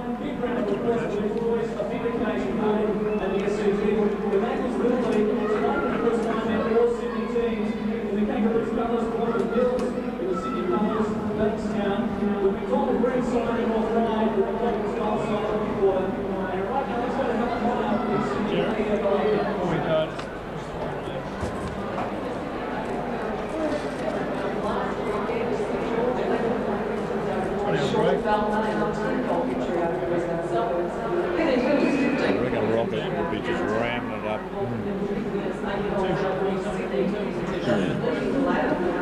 Two shot first. 2 points North Shore, 2 points back. It's good lead at half-time. They're not home and hosed by any stretch, but a 9-goal second quarter to 6, and they lead 15-4 the Kangaroos to Sydney 8-4. Well, I think the decisive move, Bruce, was quite clearly Carey into the middle of the ground. The Swans looked to be on a bit of a roll there. The momentum was going their way. But Carey changed all that. He went into the middle, got a couple, and also created a bit of space for McKernan. End-to-end footy early was terrific. Abraham got involved in the early stages of the match, didn't he? He did, and well, I think that we all know about Winston Abraham. He's got deft skills, and he's also got great courage. And we'll have a look at that highlight at some stage later on. But I think that he is one of the players that stepped up with the absence of a couple of the key midfielders for the Roos. He has jumped up. Dale Lewis has been on the bench a bit. He'll be disappointed with this passage of play in the centre of the ground. McKernan getting a goal from it. Well, it's a very telling piece of play, this one, because quite clearly it was such a gruelling and exacting period of the game, and well, Dale would be disappointed with that, and I'm sure the coach will be talking about it at half-time. Jude Bolton's been pretty desperate. He's done some good things, I think, the youngster. In fact, Kirk's given them a bit too, but Bolton has been very physical and has done some good work. I think the Swans have got some tremendous players coming through. All the youngsters have shown that they are talented players, and I saw Rhino Fitzgerald as an aside in the early match, and he looks a really good player. So some good stuff for the Swans down the line. They might just have one or two too many of them out there tonight because they've had to make a couple of changes. So now Plugger and Mickey Martin, this is an interesting bit of play. Mickey ran right down the other end of the ground. This is in North Melbourne's forward line, and Martin works very hard to get it to Blakey. I remember the day Rod Carter kicked his first ever goal on the Sydney cricket ground after about 270 matches. I thought that was going to be Mickey Martin's moment of glory up in the forward line, and wouldn't he have loved to have done it on Tony Lockett? He didn't kick it, but he created it. It was a pretty good effort, and they are working Tony Lockett aerobically, as you said earlier. You mentioned Carey. He's kicked 4 goals. He really lifted once he went into the centre. He was able to get rid of the Dunkley tag for a bit, wasn't he? Yeah, I think that was good for him. Dunkley, I think, had his measure, and well, just moving him into that forward line really just changed the chemistry a little bit, and they got a goal out of it. And since that point, they moved on and kicked a couple in a row. Overuse of the footy here, Bruce, I think. Yeah. Nick's got to go along. No need for the first handball. And a slippery ground tonight. We've seen players trying to do U-turns and doing them at their own peril. And Carey ended up getting a goal from that. So that's the situation here at half-time. We'll be back with more after this. Kangaroos by 30 points.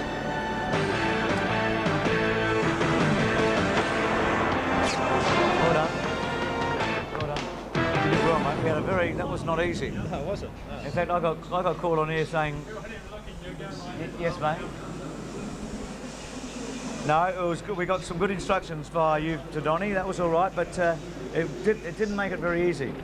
Okay, let's go on. Is that you, Bruce? Scotty. Bruce. Talk to me, Scotty. How are you, mate? Good, Bruce.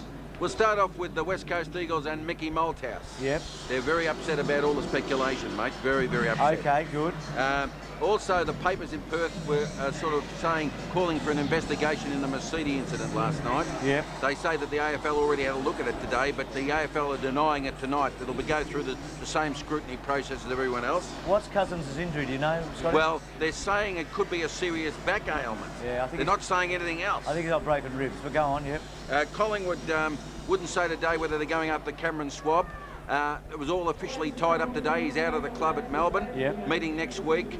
Then Geelong President Frank Costa said that 2 clubs probably will have to get out of the AFL because of the rising costs. 2 clubs? 2 clubs. Either they'll have to go or relocate. Okay.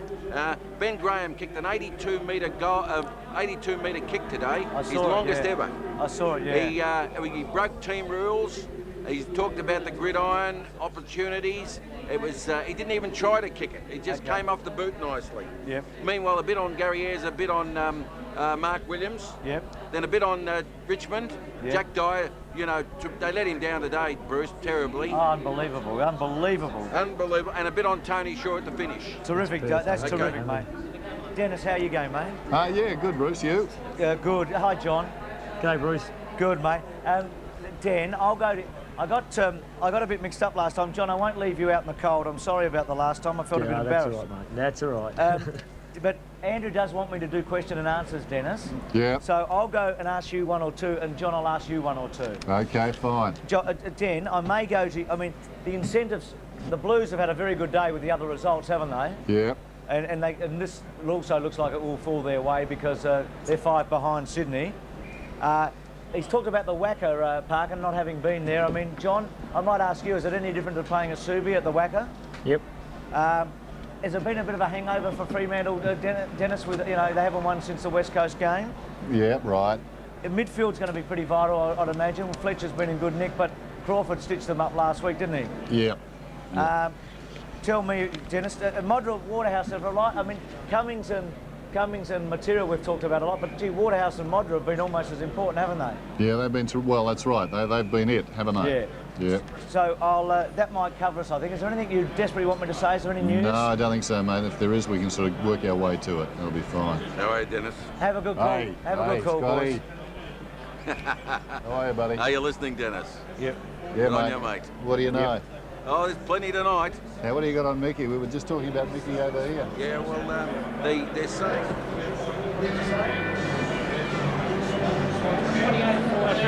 So it's an amazing kick. Snooper, we're going to show this Ben Graham tomorrow on the panel.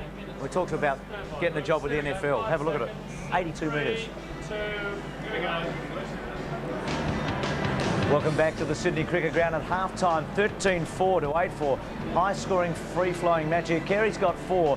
He's been the principal goal scorer in the first half. McKernan's got a couple for the Kangaroos, and for the Swans, O'Loughlin and Saddington have both got 2. Plugger has 1. Let's go to Scotty Palmer, as we always do on a Saturday night. Scott, good to talk to you. And the Welcome, Bruce. Sunday Herald Sun officers.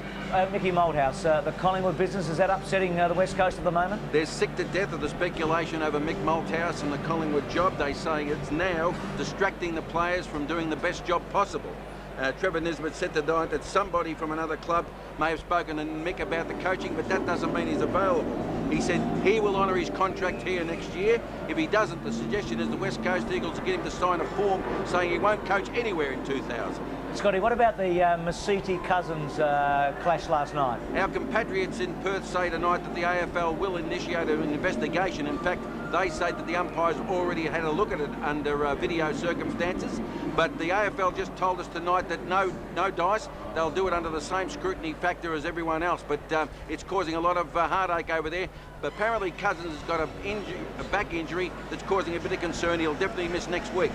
Collingwood, are they talking to Cameron Schwab? They say they're not. In fact, they won't be talking to anyone about their chief executive's job or their coaching job until the actual appointment, Bruce. So it'll be up to us to tell you all about it. But I tell you what, that Melbourne will be meeting on Tuesday to appoint a new, or look at a new replacement for Cameron.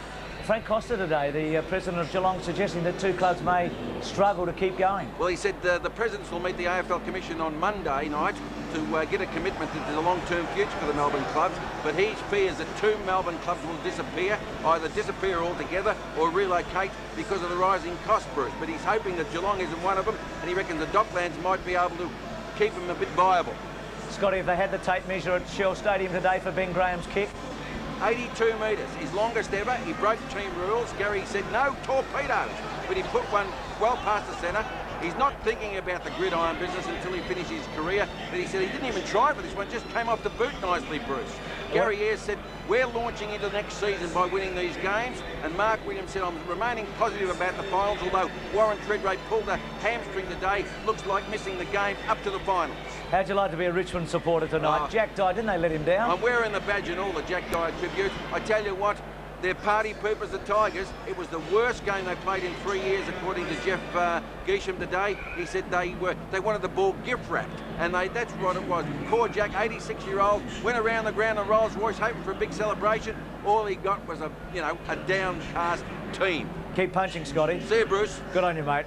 Let's go from Scotty Palmer to Dennis Committee and also John Worsfold. The whack of the big game tonight is Carlton and Fremantle. Dennis, the Blues have been aided by the results so far today. Yes, things have gone their way certainly today, and they've been playing good footy 4 out of their last 5, Bruce. So I think they're well placed now. You look at their run home, it's not too hard, but this is something of a danger game for them, I fancy, tonight. John, do you think that Freo have had any sort of a hangover after their great win over West Coast a couple of weeks ago? I think it probably played a little part the following week, but they should have been able to get themselves back up, within a week of that, Bruce. But they've struggled since, there's no doubt. They were playing good footy up until that day, and including that day, and have struggled since then. And John, still with you, David Parkin said he can't remember the last time he coached a team at the Wacker. Is there much difference playing at the Wacker compared with Subiaco? There is a fair bit of difference. It's a totally different shaped ground, a lot wider. Very similar to the SCG, but just a little bit longer than there. But really doesn't make any difference. I used to enjoy playing at the Wacker or at Subiaco. To you, Dennis, Waterhouse and particularly Modra, they've really done what Cummings and Matera have done for West Coast for Freo. They've relied heavily on them for their goals. Absolutely, Bruce. They've booted 100 between them. Modra's got 67, 33 for Clive. Obviously, if you can shut them down, you're well on the way to beating the Dockers. I would imagine Silvani will operate on Modra, hard to beat, and McKay, I think, will get the job on Clive. To both of you, have a terrific call. We're looking forward to that game. Thanks, Bruce. Dennis Committee there and John Worsfold. We're going to take a break here. It's the Kangaroos by 30 points over the Swans.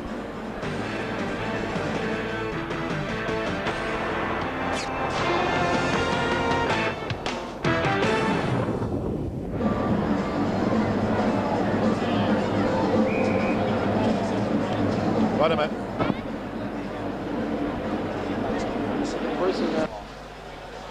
So that's 85. Take 10 off, 75. It's going to go 70. Testing 1 2 1 2. Yeah. Here we go. We're ready. Yes. Yes. Right. Thanks very much, Bruce. Yeah,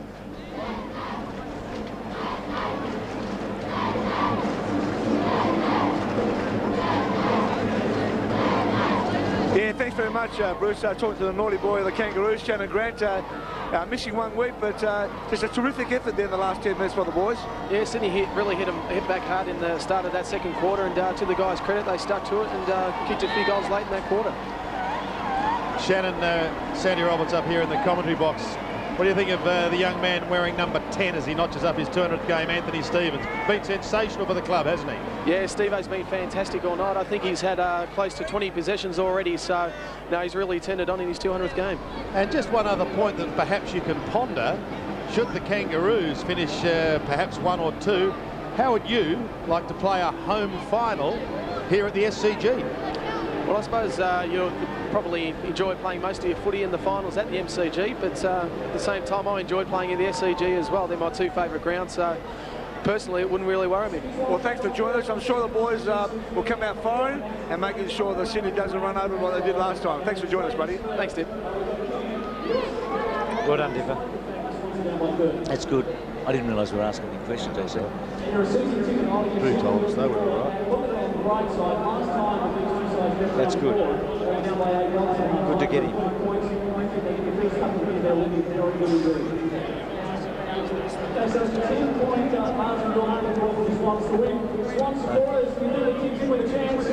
Is it bad weather? It's not bad weather, Don, is it? It's not as reliable as your old... hey, Donnie, it's not as reliable as that old one we used to have. All those chocolates cool. Oh, really? Yeah. What's that? Air traffic control didn't allow them to come over this year. The blimp, the air traffic control wouldn't let them come.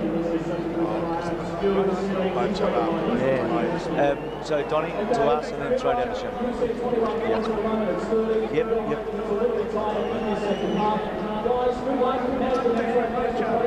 Back out of do.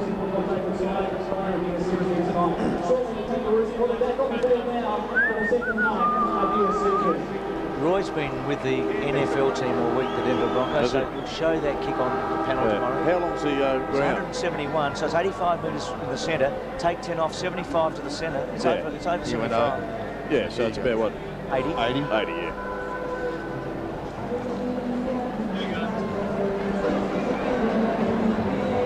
Welcome back to the Sydney Cricket Ground, and the home team out there at the moment, the Kangaroos, and they lead by 30 points in a high-scoring, free-flowing match. One man who played so much footy for the Swans are now a star with the Kangaroos, not playing tonight because of suspension, is with Dipper right now, Shannon Grant. Dipper. The Kangaroos, Shannon Grant, missing 1 week, but it's a terrific effort in the last 10 minutes. Yes, and he had really hit him back hard at the start of that second quarter, and to the guys' credit, they stuck to him. He took the goal late that quarter. Shannon, Senior Rollins up here in the commentary box. What do you think of the young man wearing number 10 as he notches up his 200 game, Anthony Stevens? Been sensational for the club, hasn't he? Yeah, Stephen has been fantastic all night. I think he's had close to 20 possessions already, so he's really turned up in his 200 game. And just one other point that perhaps you can ponder, should the Kangaroos finish perhaps 1 or 2, how would you like to play a home final here at the SCG? Well, I suppose you'll probably enjoy playing most of your footy in the finals at the MCG, but at the same time I enjoy playing at the SCG as well. They're my 2 favourite grounds, so personally it wouldn't really worry me. Well, thanks for joining us. I'm sure the boys will come out firing and making sure the Sydney doesn't run over like they did last time. Thanks for joining us, buddy. Thanks, Tim. Is that the sort of thing you think, would Denis Pagan mention that tonight, the fact that they got run over in round 4? Oh, I don't think there's any doubt about that, Bruce, seeing as they're in similar situations. But just having a look at the long kick stats, North Melbourne's game is programmed, I think, very much for this ground. They had 50 long kicks, whereas the Swans had only 38. You look at the handballs, they're exactly the reverse. The Swans had 54 handballs, the Kangaroos had 37. First 5 minutes important here because the Kangaroos lead by 5 goals. The Swans can't afford that margin to get any greater as we start the second half on Saturday Night Football. Crouch has had a very quiet night. Stevens back to Crouch, gets a quick kick inside the 50. Lewis, who won a big second half here, he can kick a footy and goes short to O'Loughlin. O'Loughlin written into the ground, free kick. Held on to Peter Carey was the call. So O'Loughlin will have a shot from about 35 metres out. So Crouch got a touch, Lewis got a touch. Both of those players had poor first halves. And O'Loughlin's been pretty good, I reckon, from the start. And if he can dob this, it'll be his 3rd goal. A very important contribution. He's kicked 3 goals in a match just twice this season. And he's in a bit of trouble, I think. I think Schwash might be taking the kick. He's been in trouble all night, hasn't he, boys? Well, I think you'd find it pretty difficult not to take a shot for a goal and stay on the ground. He's in a bit of strife, isn't he? He looks really out to it, actually. Coming off with a blood rule, perhaps. I didn't see the indication from Peter Carey, the blood rule, but... he might have a blood nose, but I'll tell you what, he's limping. He's bleeding by the look of it, but he doesn't look fully fit one way or the other, does he? Yet he's been able to make a contribution. You wonder if he's a bit concussed too, don't you? He looks that way. So Creswell's going to take the shot. Feast comes in onto the ground. Now, so Mickey coming off. Gee, that'll be a blow if he couldn't come back. Now, we talked about Creswell. Jared mentioned that they need him to kick goals. He's kicked 1 goal in the last 6 matches. He's been a very important goal-kicking midfielder for them over the years. He is wobbly, isn't he, O'Loughlin? It's a lot more than just a just a blood nose. Maybe it is broken. Maybe he's a bit dazed or heavily dazed. Dip will be on it. Must kick the goal, Creswell. He does. Swans needed it. They got it. Had a terrific first quarter, Creswell. In fact, Mark, there we go to Mickey. Yeah, he's just looking there for examining whether or not it's broken, Bruce. Maybe he has cracked it. But it'll be the concussion that's the biggest factor here as to whether or not he comes back on the ground. Yeah, he might have run into Bell's knee, I think, on the way down. He's really hurt, isn't he? Mark Thompson mentioned Creswell's first quarter, didn't he? The fact they had to close on him. They did a bit in the second term. Good start for Sydney. And they're by no means out of this match. I'll just give their bench, boys, as quickly. We've got Maxfield, Fosdyke, Analogue, of course, now, and Benny Matthews. It's the start they made to the second quarter. The Kangaroos answered. Let's see what happens this time. It's a bounce that will favour Sydney. Creswell again out of the middle, taking it from Stafford. Bouncing it down towards the half-forward line. Hurriedly picked up by Kirk. Then towards full forward. Martin gets claimed, almost threw it away. He wanted Welch. He didn't find him. Stevens gets the hand pass out. Here's an opportunity for Kelly!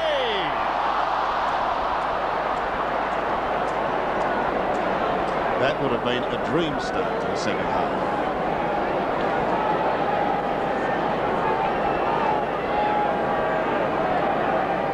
Very average bounce in the middle that favoured Stafford just a moment ago that enabled Creswell to come away. Here's the smother. Kelly will go again. He beats a couple, needs help, gives it out towards Stevens, tries to bend it back in towards goal. Martin is there, Martin on the very last line of defence. Frantic start by Sydney in the second half. Kangaroos leading by 14 points at quarter time, extending that to 30 at half time. But now defending grimly as Sydney mount their challenge. Feast is on the ground. Big test for him, playing in only his third game. The Stevens kick finds Creswell. He's just outside 50.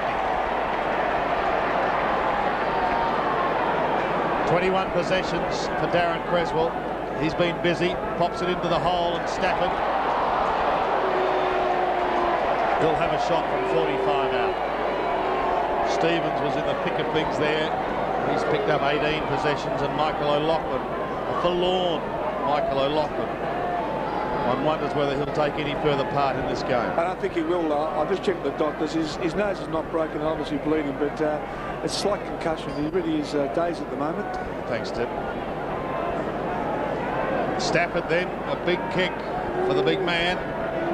He's kicked just 3 goals for the season. Of course, coming back for only his 7th game.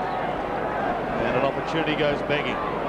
And on the other side, boys, for Kangaroos, we've got Cameron Mooney, Craig Scholl, Kent Kinsley, and the good news is Robert Scott's made his way to the bench and smiling, and I have spoken to him, but he's okay, boys, which is good news. That is good after that heavy knock in the first half. Pagan brings it back into play, heading to the outer side. Stafford will certainly have a height advantage here. And he almost threw that to himself, and then eventually got a hand pass, what looked to be a hand pass away. Kelly has taken over the line. Still having trouble, isn't he, accelerating, Kelly? You wonder if he's fully fit. He's been caught a few times tonight. He's had a busy start to the second half. Feast just got rid of Capuano, pushed forward. McCartney able to get a quick hurry kick away to centre wing. Seymour belts it down. Abraham's been an important player. Bell attacks it hard and does brilliantly. Got rid of about 3 blokes at once. Simpson wobbles it. Kangaroos strong. Carey takes out Rawlings, his teammate. Carey can kick this to the paddock, and Pickett's the one in the pocket. Well, Pickett and Allison probably just some indecision. O'Connor all over the top of Pickett. No free kick, boundary throw. Byron can't believe it. Have a look at this one. This used to be Tony Lockett's. So right forward pocket, 13-4 to 9-6.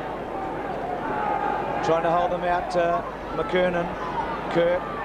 Archer, Kirk to the line, finds it again, a boundary throw in. Well, the good news is, boys, that Michael O'Loughlin's back on the ground.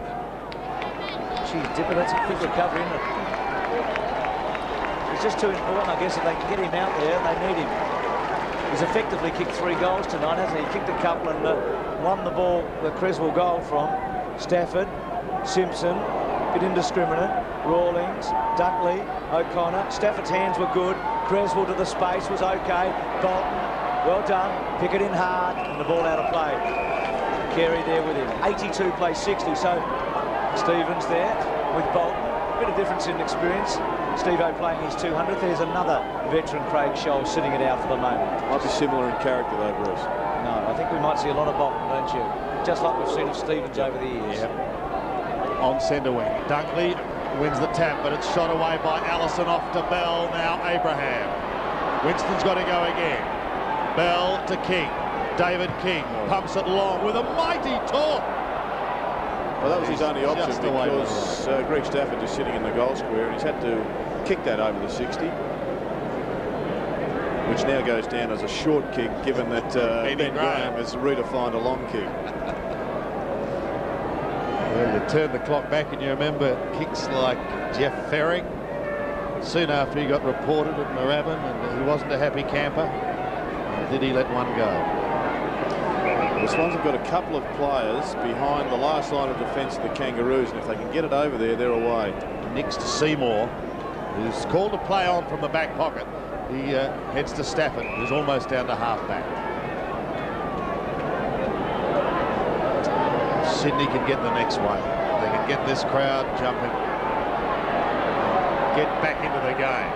Stafford plays on. Nixon just drifted down past half-back. Kicks a high ball towards Lewis, who's got to really stretch for it. Schwartz did that very cleverly.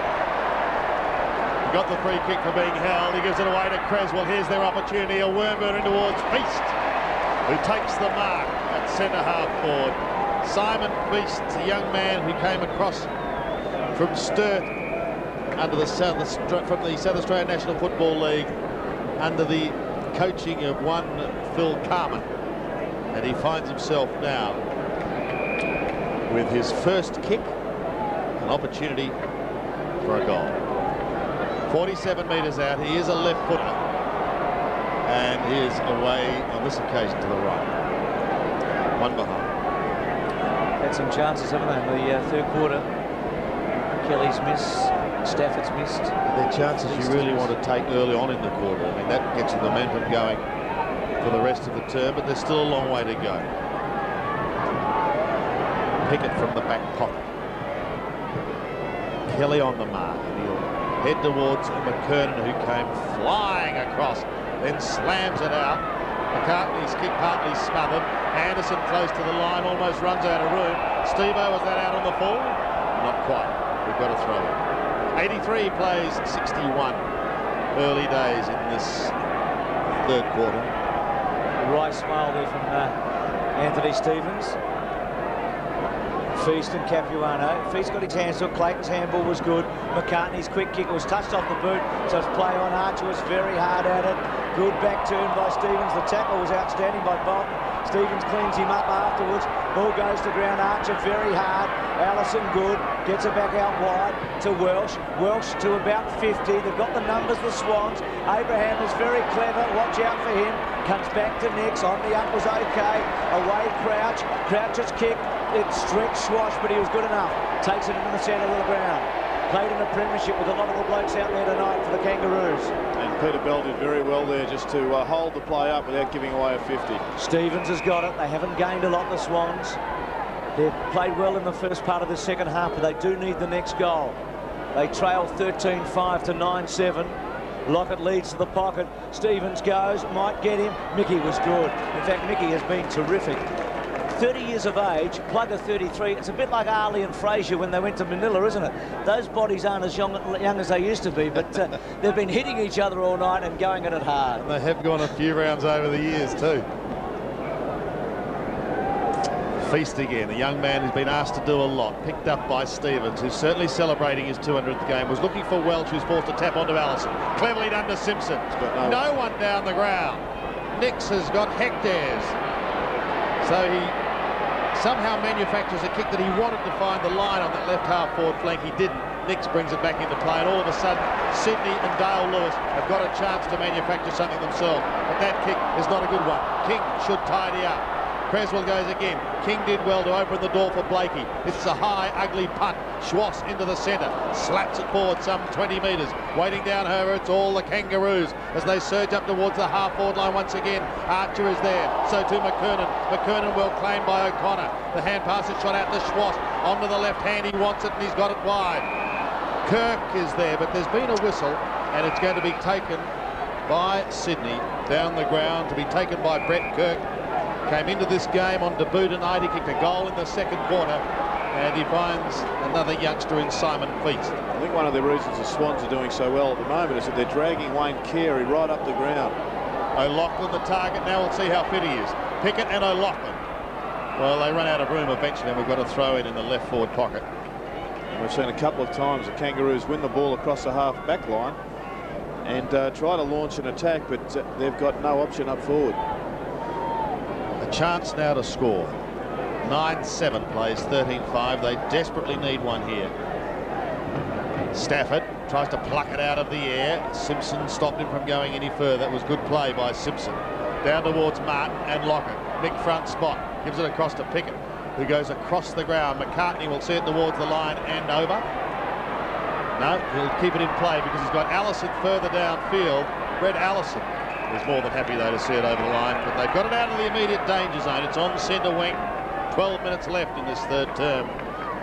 And Sydney's still struggling to close this gap. It was 30 points at half-time. They are getting it down. It's 22. Swass versus Bell is a very interesting contest. Bell's had 14 possessions and Swass is up to 22. Stevens, Bolton puts a tackle on, so does Creswell. Little toe poke by Kirk was okay. Clayton was excellent there. Over the top of him, Stevens. And it'll be a ball up about 50 metres from the Swans. And Jerry, the point about those two players, they don't waste any possessions, do they? No, spot on, Dipper. So Kirk getting heavily involved as Scott, I think. We saw taken from the ground on a stretcher in the first half. Stevens, Kirk tackles him hard. May have given a free kick away. Handball by Simpson to Bell. Crouch was good there, didn't give a free away. And the ball again forced out. So we've seen a lot of this in this turn. In fact, 13 goals to the Kangaroos in the first half, 9 in the second quarter. They haven't added to that goal total, and yet they're sitting on a 22-point lead. It's a handy break. But it's as if they haven't reignited themselves after half-time and need someone to spark. But a goal against the flow here, a counter-punching goal, would be devastating for Sydney's chances. And Jerry, you notice the forward line there. We've got Lockett, O'Loughlin, Kelly. Now Stevens has gone down there, and of course Big Stafford's down there as well. Capuano coming from the ground, leaving them one short at the moment. O'Connor over the top. Creswell got a high one. He's just outside range. Creswell and Stevens have been at it all night. Swass and Stevens, who played together in that premiership when they beat Sydney in 1996. Couple of terriers there, aren't they? Caught one in the eye there, Creswell. And Rawlings is back on the ground, and he's going forward. And it looks like Wayne Carey will be going up into the middle of the ground again. In fact, it's actually Mooney, mate. Mooney, yeah. Thanks, Dipper. Now, is it the blood rule on Stevens, I think? So Stevens is coming from the ground for the blood rule. They'd want to get him back in a hurry. He's had 16 kicks and 3 handballs. Quieter in this quarter, but great first half. Wouldn't Creswell love it if Stevens was off the ground for 4 or 5 minutes? He could breathe easily at last. Creswell has also been outstanding with 24 possessions. Just scratching his arm, boys. Just showing the doctors now. Shoulder come on for Stevens. And another blood rule too. I think John Stevens is bleeding as well. So John Stevens crawling off the ground. Little nick above the right eye. So game being held up. In fact, I think they're going to, the umpires are going to let it go on, are they? With Stevens coming off the ground. I don't think he could leave the ground any slower. No, Maxfield's on. Creswell pops it up. It's coming back. I think they're lucky, the Swans, that it's coming back. I think that some communication problems between the two umpires and the 2 blood rules for the one. Well, Stevens will be out. Both the Stevenses are off. You reckon Anthony will be able to get back in a hurry? With all this, he might be able to get back for this passage of play. There's Creswell at about 55. He's just too far out. It's a flooded forward line. There's only one player behind him, basically, and that was O'Connor. He pops it to centre half forward. Kelly the target. McKernan did very well. And the Kangaroos got the best of all of that. Pops it up high. He wants Mooney, who's just come on the ground. He's taken a good mark between half-back and centre wing. Cameron Mooney goes in towards the middle. It was almost good. It's Archer who tidies up. Allison, a lightning hand pass to Bell. That was excellent play. This could be very, very costly. Winston is dangerous in front of goal. Goes with a high kick that was tackled as he took the kick, and it allows O'Connor in on the last line of defence to come away. The big man goes short towards Nix. He's on half-back. Thought about Schwass. Now goes longer. Up towards centre wing. Into no man's land, really. And Blakey will be happy to tap it towards the line with a short little kick. He does that. And we've got to throw in shot on centre wing. Boys, and Steve-O back off. So it was a short spell for Steve-O in his 200. Once again, the Kangaroos just getting caught short by not having one of their tall marking forwards up on the forward line with players streaming into open space. McKernan using the body. Kirk over the top. Creswell down the bottom. Jared Crouch there as well. And the ball up on centre wing. Peter Bell certainly sung his praises throughout the season. He hasn't missed a game and he's just got better and better. Feast is beaten by McKernan. Nicely done by Bolton off to Schwass. Schwass into half forward. Pickett the flyer. Let's have a look at O'Loughlin. Can he get a run at it? Martin to Pickett is good football. They're out of trouble. Here's the dashing David King. One bounce. Trademark King as he goes towards Carey on the outer side. Courage. Look at that. Picks himself up. 65 metres out. Chip pass in towards the half forward line. Sensational play. And the mark is taken by Cameron Mooney. Gee, that was great by Carey. Yeah, it was like a game of chicken. And the winner was Wayne Carey. Both players ran at the ball, didn't move off their line, but Wayne Carey came up with the football, and that's the object. But Rodney, you won't be taking Matthew Nix off the ground. No, that was a great performance. He didn't jerk it, did he? No. Big kick, this. And that could undo a lot of Sydney's early work in this third quarter. But it's away to the right, one behind. I wonder if Nix is going to have to leave the ground, maybe because of the blood rule. I don't know that the men in white are onto it as yet, but he appears to be heading towards the bench. Play is going on for the moment. Schwass goes short to Creswell, who goes back. Nix is heading for the bench now with a bit of urgency. Dunkley beat Abraham. He wants to go. He did go, Winston, and now he could lose it. Crouch sockets off the ground. It's up towards centre wing on the outer side. We've got to throw him. We've got under 8 minutes remaining in this third term. Sydney are trying desperately to claw their way back into the game. Here's the injury for Nix, crashing over the top of Carey. And that's the classic way in which we've seen so many bad knees go when a player gets caught under a body, but that just looks like a minor one. He's jogged off pretty well. Now to go back, the advantages with the Swans, but when Feast got into trouble, he's going to get the free kick. They found themselves outnumbered there in terms of Ruckman, and Feast had Bell and Simpson going against him. So 84 to 61 goals have become very hard to get in the second half. But the Kangaroos are keeping it very tight. Now Dunkley's presented himself. It's a pretty good kick to him. Lewis outside 50. The ball comes out. Terrific take there by Welsh. Back to Simpson. Simpson under the gun. Gets it back towards Welsh. Kelly and Schwass to run him down. Schwass forcing it out. Boundary throw in.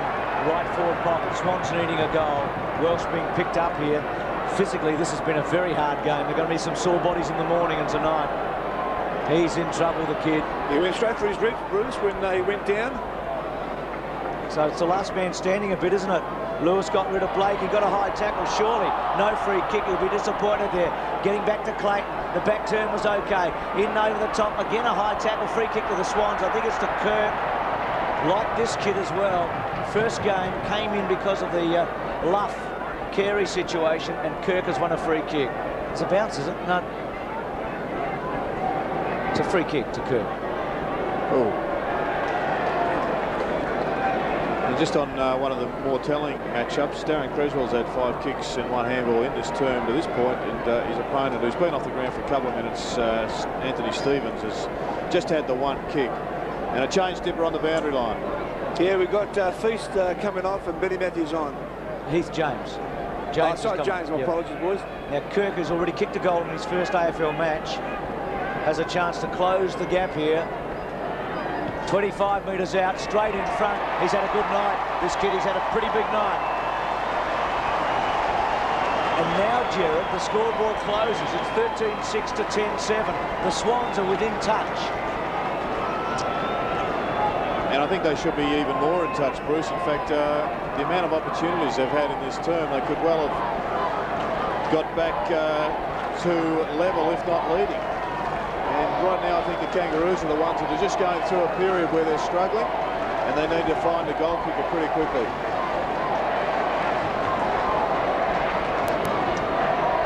Kangaroos have managed just 2 behinds for the quarter. Sydney kicked a couple of telling goals. 2 goals, 3. It could so easily have been 4. Push Craig Shoulder full forward, Sandy. Stafford, Simpson couldn't get a clean run. Creswell can. A high kick to the left foot. Comes wide towards centre wing. Schwass and Bell, 2 going for the race. Johnny Stevens there as well.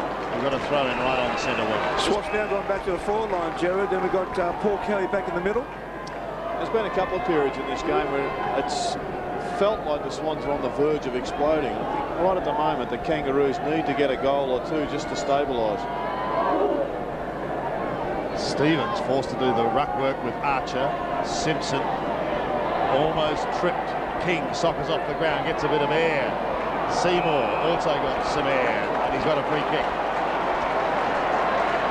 He's just on the defensive side of centre. This is the time for Sydney. Another one here, and they can really start flying. Speaking of flying, Max James would be delighted to see Heath doing that. Shades of Max towards Lockett. Almost had it. Kirk again. Onto the left foot when he needed the right. He swings it into the right forward pocket. You might get a name, Captain Kirk. The way he's going really well, the young boy. Must be a Star Trek fan, Dipper. I'll send a few luck ones, mate. Close for Plugger there. Lockett at the moment. Just the 1 goal. It came in the first quarter. McCartney tried to rip it away from the throw-in. He's gang tackled, and Peter Bell's at the bottom of the pack with him. The one thing about a football club, as you know, as soon as you go in and make a name for yourself, they give you a nickname straight away. You're sitting next to Scotty.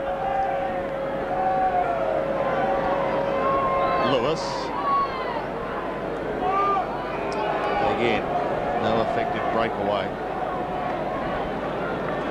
And another bounce. In light of what's happened today, Sydney still finding themselves being forced to knock on the door of the 8, with Port Adelaide losing, with St Kilda still to play. This could go right down to the wire. And let's not forget Adelaide lurking in the shadows of the 8. Geelong were victorious today. It really has set up quite an extraordinary finish to the home and away season. Lewis and McCartney to contest on the outer side. Ball comes out, Crouch, good handball by Simpson, got it forward. Hard ball to be won in the centre square on the up, Crouch. Maxfield, collared by Abraham, little give to Simpson, squeezed one out, back towards Mooney, sits and waits, gets past O'Connor. Carey and Seymour both attack it hard. Carey running towards the line, and it'll be a boundary throw-in.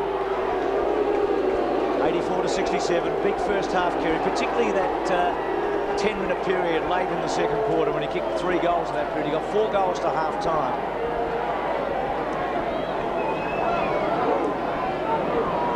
Schwass and McKernan, Kelly, quietish match. Remember that great goal he kicked in round 4 to lift them.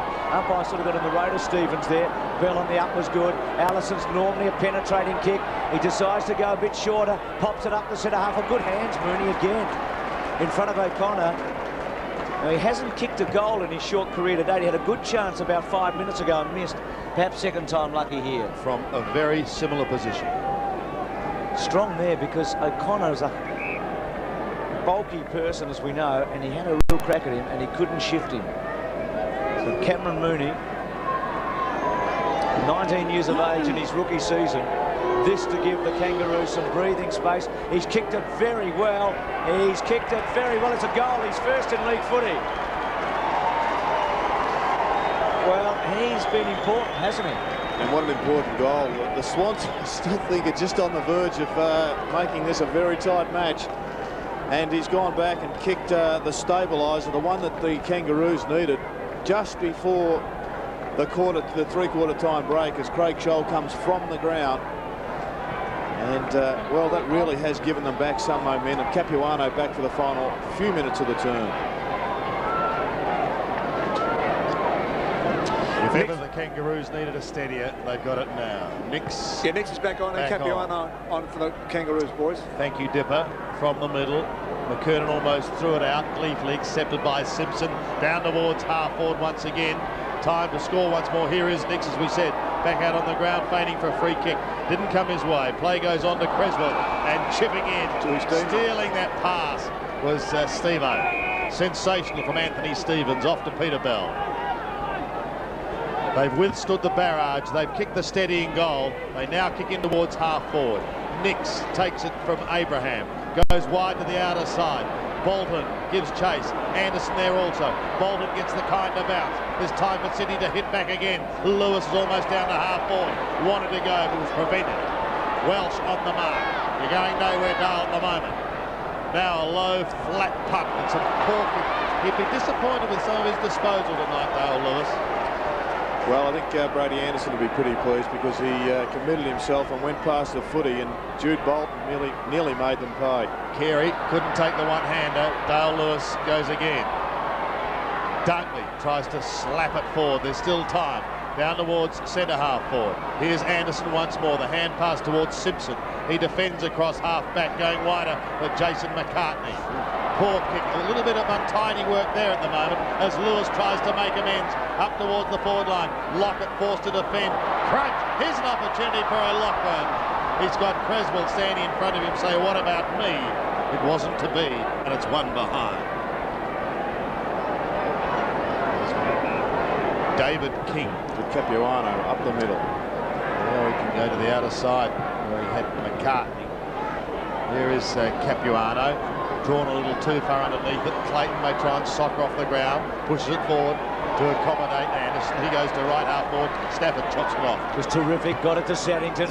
Saddington's kick is penetrating. Finds Maxfield. Stevens will give the free kick away. The advantage given.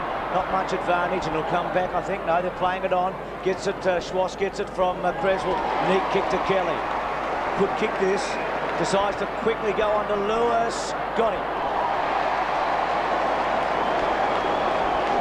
Late in the third quarter. Well, Dale Lewis has had a night that he'll probably rather forget, but he can turn it around a bit here and kick a most important goal with about a minute remaining in the third term. They have worked so hard, the Swans, to try and erode this lead. They've taken it from 30 points down to 22 at the moment. This would give them a very big sniff. It's normally a terrific kick. Leans back. He's hooked it a bit. I think he might have got it. No, it's a goal. It's a goal. A big kick, a big play, and the Swans maintain scoreboard pressure late in the third quarter, 14-6 to 11-8. Well, every player has a horror night, and every player has half a dozen horror nights, and Dale Lewis has probably had one of his, as you said, Bruce, most forgettable evenings, but what he does do well is convert. And it was a big shot, that one, because it does give the Swans the momentum as we go to the three-quarter time break. Dale Lewis becomes the 8th Sydney goal kicker. An important minute now. Capuano tries to get it out of the centre, but it's Kelly who gives it to Seymour. Let's go the hand pass off towards Matthews, who's just come onto the ground, goes down towards O'Loughlin.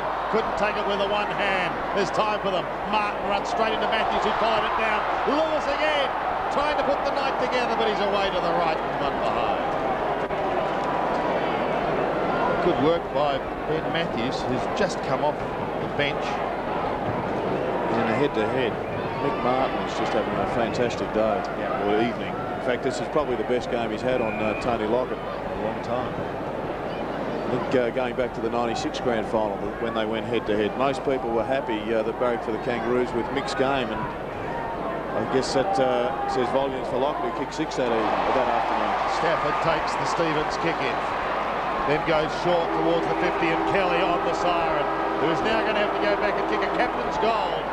If they can score their 12th, they will most certainly be ready for an early assault in the final quarter. So you look at the big men for the Kangaroos dashing back now. McKernan, Capuano, McCartney and Martin are already there. They want the tallest bloke they can on the mark as well. He could make it, couldn't he? It'll be one of his better ones. Yeah, but he could make it. He's going to be kicking from 55. almost directly in front. A big kick for the captain. He kicked one in the second term. Has he got onto it? What a mighty captain's goal. Here he comes, Sydney. Listen to that. Kelly kicks his second. You don't get too many more team-lifting goals than that one. Now they're set. Have a look at that again. This is the weekend of the big bombs. It's a big call too, Jared, to go the talk. Yeah. He's probably 5 metres too far for the drop punt, wasn't he? Yeah, I think that's right, Bruce. He laid it all on the line, and we know one thing, Bruce. When he lays it on the line, he usually comes home trumps. Dale Lewis and Paul Kelly are going to feel a whole lot better as they go into the break. It's 14 goals, 6 to 12, 9. Don't go away.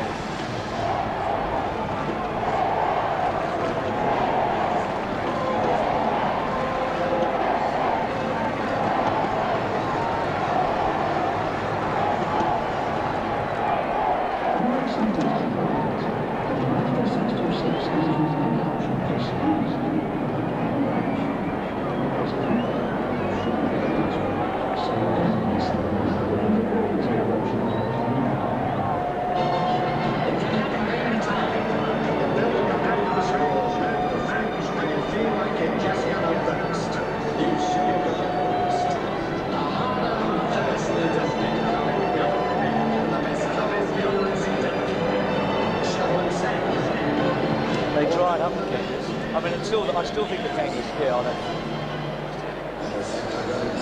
I mean, if you're a bookmaker, I think they're still favourites. But they were probably 5s on 5 minutes ago. Now they're probably 6 to 4 on.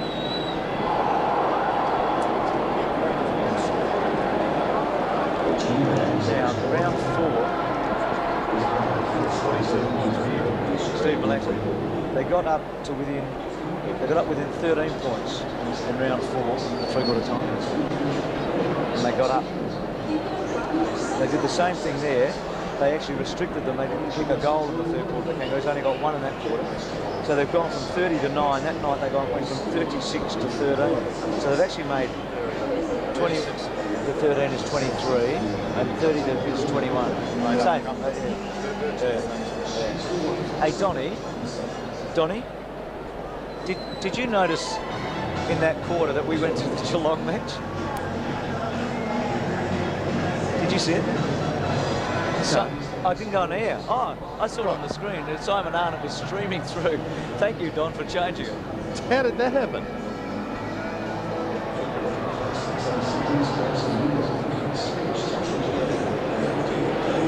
Okay.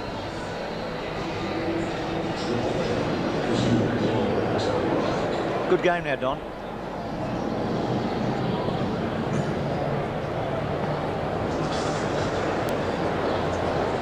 Yeah, but the tape machine stuff was, well, we got away with that. Okay, that's good. What was the problem with the tape? They just kept, we had 5 things to go to, and they kept jamming. So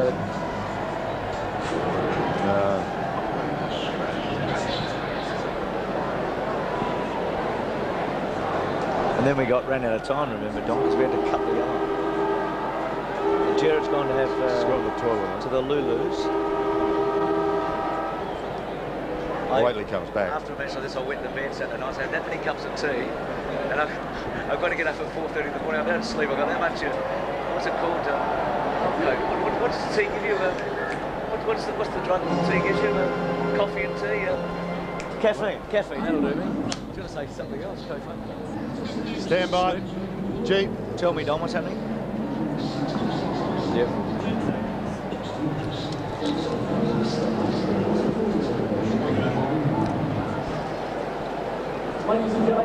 Two late goals, one to Kelly right on the siren that was spectacular, one to Dale Lewis before that has really closed the gap. 30 points down to 9, it's 14-6 to 12-9. The 1999 AFL Coca-Cola Premiership season, proudly brought to you by Telstra, making life easier. The McDonald's Footy Burger, the double quarter pounder with cheese. Foster's Light Ice for extreme refreshment, and the new Mitsubishi Magna 3.5, the next generation. Doesn't feel, Gerard, quite the same as round 4, but they went from 36 to 13 in round 4 in the third quarter. They've gone from 30 to 9, so the Swans coming back strongly again. Well, there's an air of expectancy here, Bruce. I think that the people in the crowd feel the Swans are going to run home.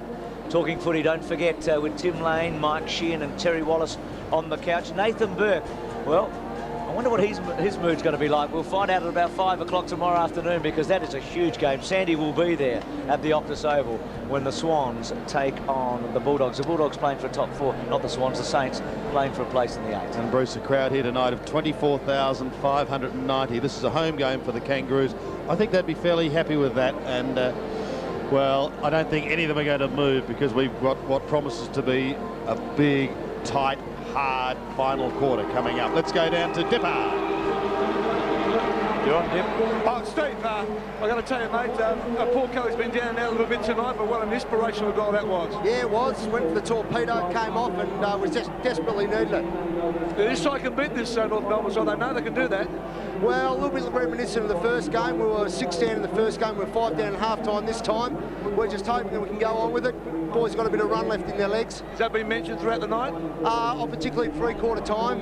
We've had a few runners on the bench. We've used them. We're just hoping that we can keep going and perhaps run over the top of a good side. We're looking forward to this last quarter, mate. Congratulations, and off you go, buddy. Thanks.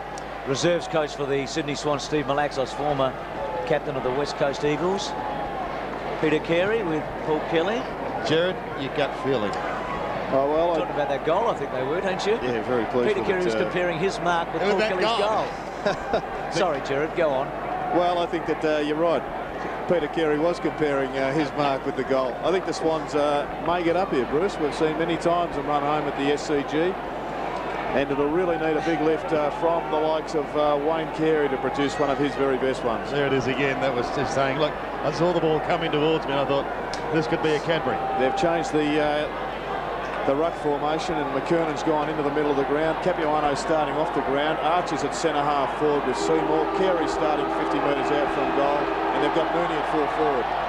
Pluggers at centre half forward, basically, and O'Loughlin in the goal square. 14-6 to 12-9. It looks the best even money bet you've seen in a long time. Stafford just brushes them aside. Matthews kicks to the goal square. Lewis got up high. It's a goal! It was a goal! What a start!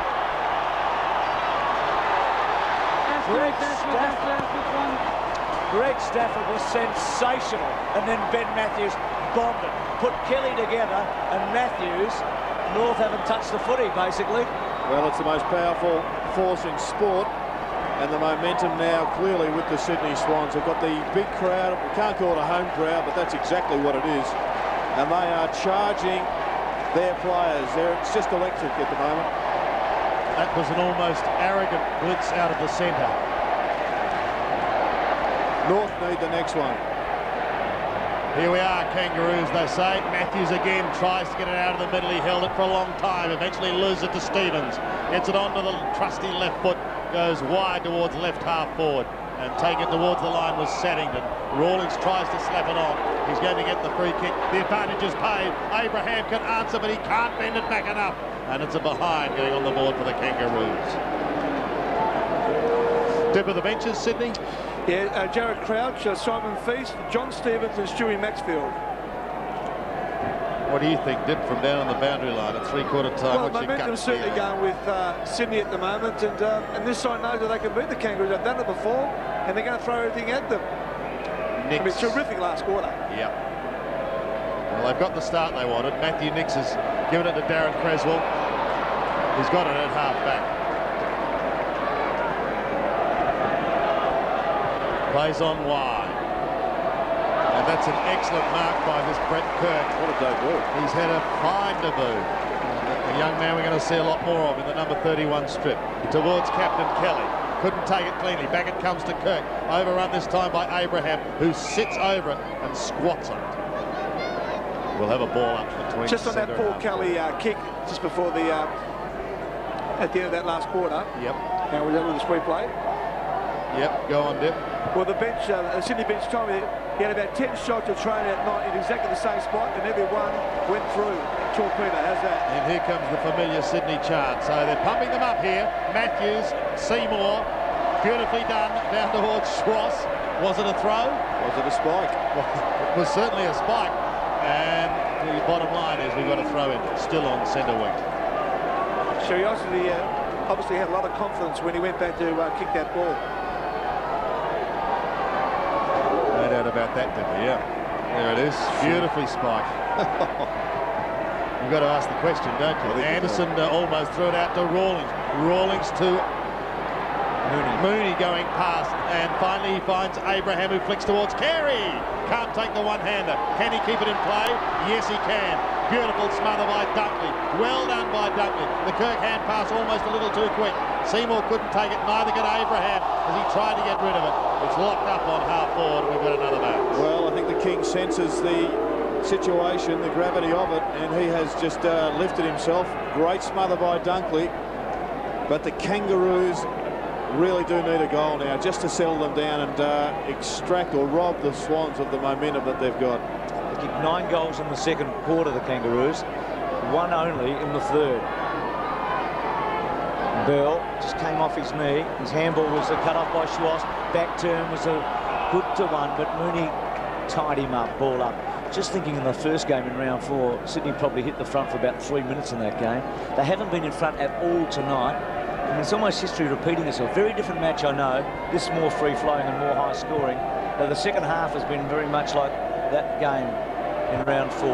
Creswell's high ball. A hard one. Lewis. Matthews.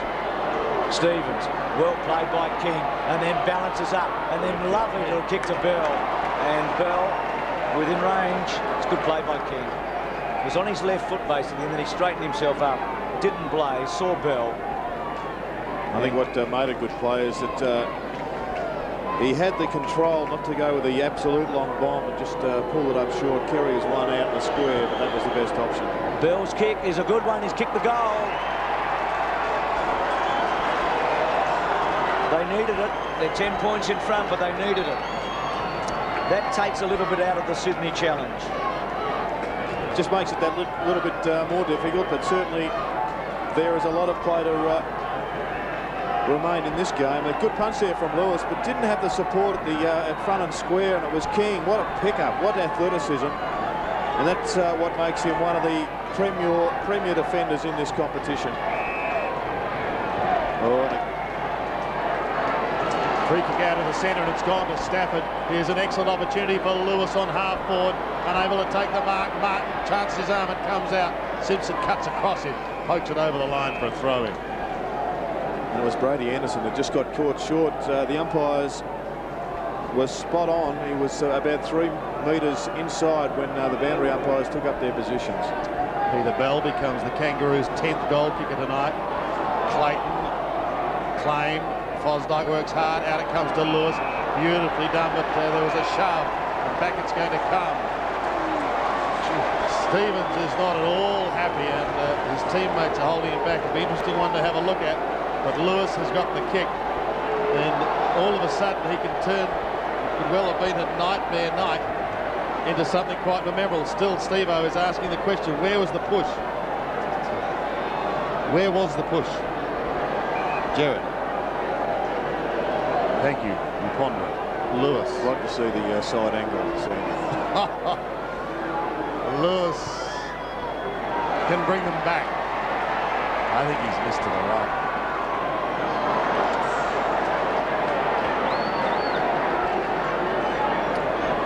Nine-point margin.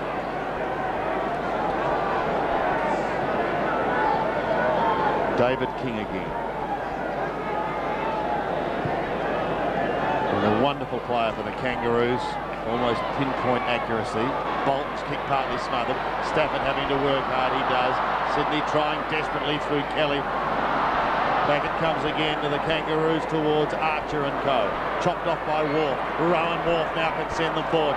Comes inboard. Gives it away to the youngster who looks towards the half-forward line. Lockett and Martin come out. Lockett got a hand to it. Peter Bell at the back. He did well. Off he goes to Byron Pickett. Pickett gets another one away to Stevens. Back to Bell.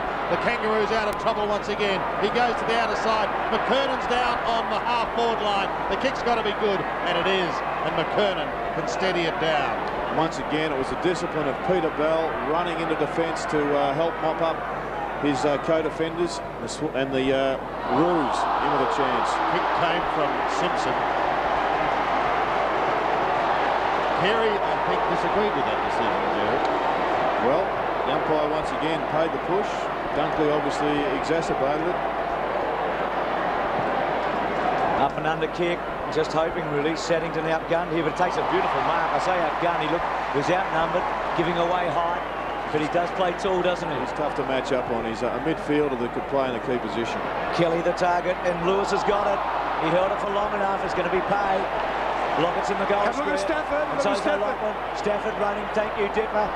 Stafford got caught off balance. Pickett was terrific. Kirk's kicked 2. Kirk leans back. Kirk's kicked 3. What a debut. The kid's having a big one. We're not going to forget this kid, Brent Kirk. I said to Sandy before the game, look him up. Tell us something about him. Who is he? He's a kid from North Albury, and he's just 22 years of age, and he's going to remember this night for the rest of his life, Jerry. No doubt, Sandy, particularly if the Sydney Swans can get up and win, but it was unfortunate there for the Kangaroos because it was just the raw courage of Winston Abraham and Byron Pickett going for the one ball that muddled them up. We're back to a 3-point ball game. Saturday night football's looking pretty good on 7. We hope you're enjoying it wherever you may be viewing. Do not move. McKernan and Stafford. Simpson, short one. It's okay, however. McKernan again couldn't get an effective kick away.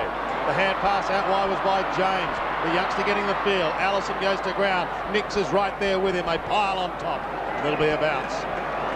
Stafford's game today has been a quality one. He was behind and getting beaten by Capuano purely in a statistical point of view because they were playing at different ends of the ground, but his game has just continued to improve. 10 kicks and 12 marks. It's been very good. Schwass has continued to improve since coming back.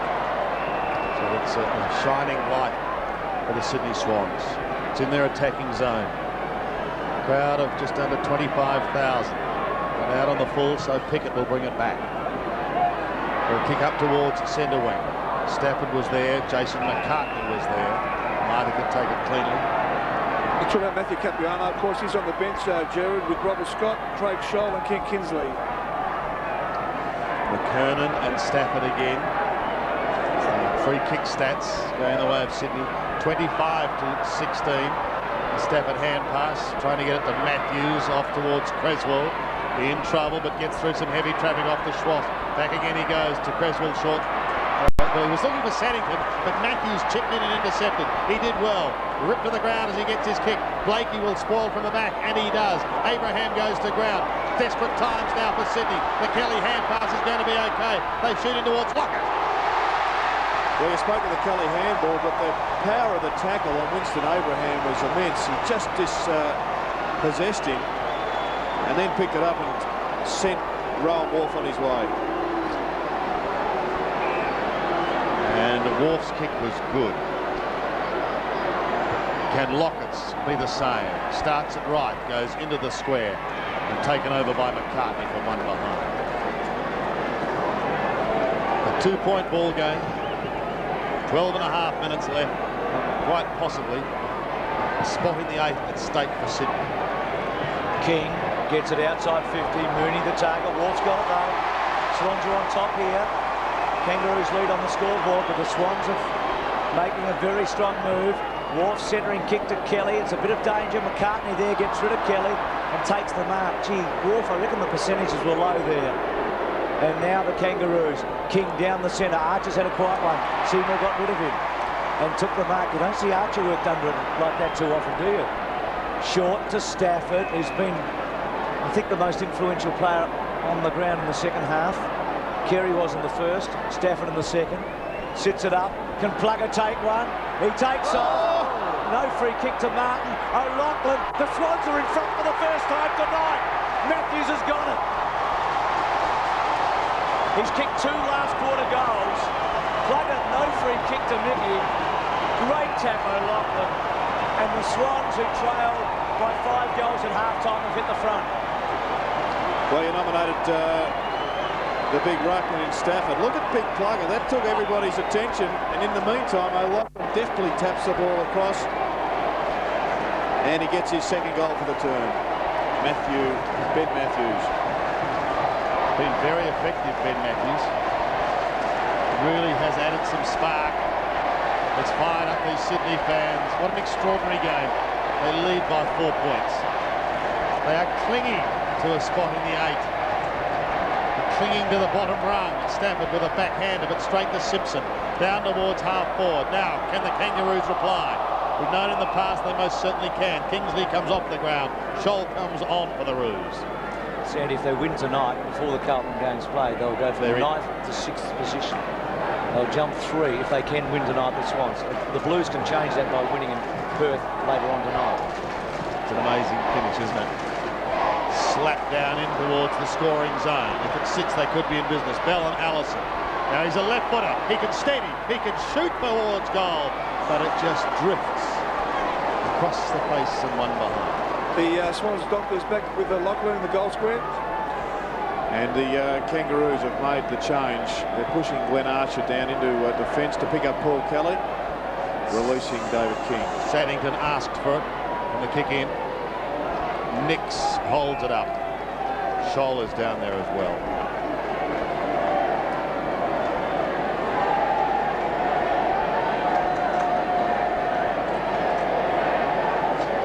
The ball up on centre wing. Almost. Stafford slaps it. Rawlings puts them inside 50. Dunkley, Carey, centering kick. There's no one home. The hand pass should have been on there, and Nick should be able to clear to the outer side. Kicks wide and kicks long, and it's marked by James. Heath James coming into the side and making his debut tonight. Finds his captain on the outer side. Well, he hasn't had one of the busiest nights, but neither has Glenn Archer. Archer's just picked up 4 kicks so far towards half forward. Lewis in the pack, couldn't take it cleanly. McCartney's under the pump and he loses it over the line. 3-point ball game, 10 minutes to go. Sydney fans now starting to think maybe we're a big chance yet again. Kicked 7-2 for since half-time, the Swans. 14 scoring shots to 6. They've had most of it, haven't they? McCartney, Creswell, back towards Schwass, Clever, Creswell, Stevens probably got him high, now claims him and got him. It looked high the first one, but Steve-O kept at him. Really took the risk bringing the ball back into play initially. Stevens kicks to the space, attacking with Seymour, just got a foot to it, important. Martin has come down the ground again. King over the top, King takes them on, Plagger's got him, no, got it to Martin. And then Martin belts it to full forward. Carey gets involved, can't take it, and Nix holds firm. They've got to get it out. Bolton was very good. Saddington was called to Matthews. Matthews, lovely take by Fosdyke. Swans playing confidently. Plugger didn't take the mark. They need someone to get involved here. McKernan towards the line, a boundary throw. Well, I don't think there'll be too many more goals in this match. Both teams have just about run their race. If the Swans get the next one, the Kangaroos are going to find this really tough. Which is extraordinary when you think the Roos booted 9 without a miss in the second quarter. Well, there were 21 goals in the first half, and we've had 9 only in the second half. Poor throw-in aids the Kangaroos. Simpson gives it to Bell. Runs out of room, caught on the left foot. He's forced a chip. A great mark taken in the left forward pocket by Mooney. Now he's going to play on. He's got a player at half forward. That's a very clever kick. And Allison is usually deadly this part of the ground. He has the opportunity of putting the Kangaroos back in front. Well, tonight he's shown that he is one of the strong marks of the competition. He's gone up 3 times and pulled them down under pressure, young Mooney. Allison kicked 1 goal in the second quarter. He booted 3 against the Tigers last week.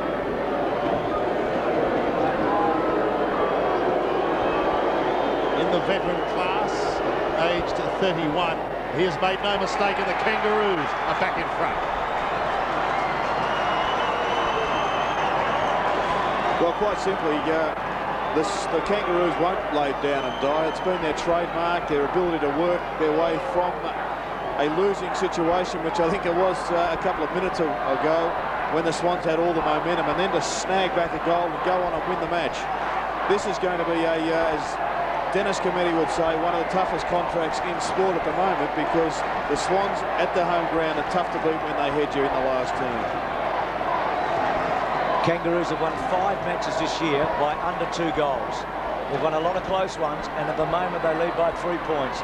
Allison, a great finisher, kicking his second. Ball in the centre, still to be won. Ricocheting off players' legs, and again a ball up. Few sides, Bruce, would be able to reverse the momentum that the Swans had built up in the at the start of the term and from half-time, and it would only be a team of quality like North Melbourne are that could certainly pull it off. They always play it right to the finish, don't they, the Kangas? They've had a couple of games this year where they've got out of it against Port Adelaide and probably Brisbane when Stevens kicked that famous goal. Kirk, good mark. Oh boy, can he play? Stafford's on his own. Stafford stretched out, got it, likes to play on immediately, kicks to Dale Lewis. Archer was good, belts away. Can Bolton get onto it? He does. His handball missed its mark. Archer was crunched, but he's so good, Archer. Now he's outgunned, pushes back. Well played, Archer, to McCartney. McCartney to the line, boundary throwing. A bit of a waste there for the Swans. Had a chance. Stafford a bit too keen maybe to go on that time. Kept his feet, didn't he? He was under pressure. Lesser players would have gone to ground. But he kept possession, kept his feet, and the Kangaroos breathe again. McKernan, Stafford over the top. Quick kick by Rawlings. Saddington taps away, Bell and Schwass. Schwass must be tired. Kelly good to O'Connor. O'Connor belts it hard. Archer versus Lewis. Archer front spot. O'Loughlin and Pickett. The ball comes to ground. Anderson, Blakey caught up. Lewis has got him. It'll be a ball up. It's about 40 metres. Swans in attack. They trail by 3 points. They've been in front just once tonight. They probably held it for 4 or 5 minutes only. Who's going to do something heroic here? Who's going to make a real name for themselves? Which of the players out there? One of the 36 might turn this game in the next minute or two. Lewis to go for it with McCartney. Kelly didn't quite. Creswell hooks it back to the goal square. Mickey Martin's played a wonderful game, and I think he's pretty happy to get a hand to it. And it's out of bounds. Right forward pocket. Plug has been outgunned tonight. Crouch coming on. And this is a situation that Sydney have improved on since quarter time. The loose ball clearances, they're in ascendancy to the tune of 45 to 32. And it's one of the key areas that North Melbourne usually dominate. McKernan on half-back. Paddy Lowen in front of Stafford. Then's able to give it away to Abraham. The high ball into the centre. Welch is going to have to fly from behind. He does so quite beautifully. Gets it away quickly to Mooney. Carey's Aspin at half-forward. A one-out duel. Carey picked that up sensationally well. Now he wants to bounce it towards goal. Will it beat Saddington? It's bouncing. And it just spins away to the right for one behind.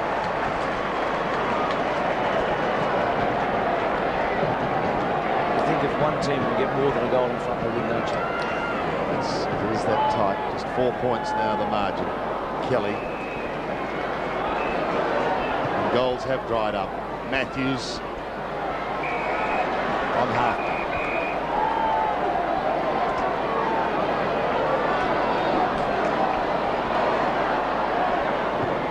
Ben Matthews kicks towards centre wing. Lewis and Archer. Archer almost tried to control it with the one hand. Down it came to Crouch, whose kick is wide, out of bounds on the full. Byron Pickett.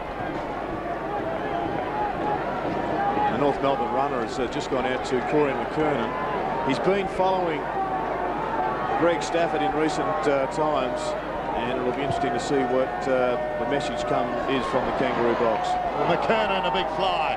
Couldn't take the mark. The hurried kick is by Kirk. He finds the line. He also finds probably 25 metres. Brett Kirk has kicked 3 goals. He kicked 1 in the second, 1 in the third, and 1 so far in this final quarter. And he has had 16 kicks and a couple of hand passes. He's been a very, very good player on debut. Reverted back to having Matthew Capuano as a loose man, so they're going with the 5 or the short man in up forward. Here goes Plugger. Martin's kick was smothered. Here comes Plugger. Little Peter Bell applies the tackle. Gives it away to Stafford. Stafford tries to get through some heavy traffic. It's chopped off by Stevens. He's had a very, very good 200th game. Kick number 22 down towards centre wing. Rowan Wharf, the mark not paid. And there will be a bounce. Gee, Creswell was released there. Stafford, wrong option. Played a great game, Stafford, so it's hard to knock him. Just didn't quite control it at any stage, Rowan Wolf. A little bit stiff not to get the around-the-neck tackle. Stafford, O'Connor goes in to lend him support. O'Connor goes again. I think Corey McKernan may have given away a free kick to Kirk. Brett Kirk goes short to Stafford. No one in front of him so he can go. And he does. Lewis to half forward is the target. Couldn't take it cleanly. Pressure on Blakey and Co again. He gives it to Mickey Martin. Past one, past another. Under pressure, he kicks it high. They all come charging. Even Peter Bell. Welsh couldn't take it cleanly. Creswell spins out of the pack. Here's the moment for Crouch. He chips over the top in towards Maxfield. Martin leaves Lockett, comes charging towards that ball, pushes it over the line. It's all work for Mickey tonight, and at the moment he's holding them at bay. A wry smile as he runs back to Plugger.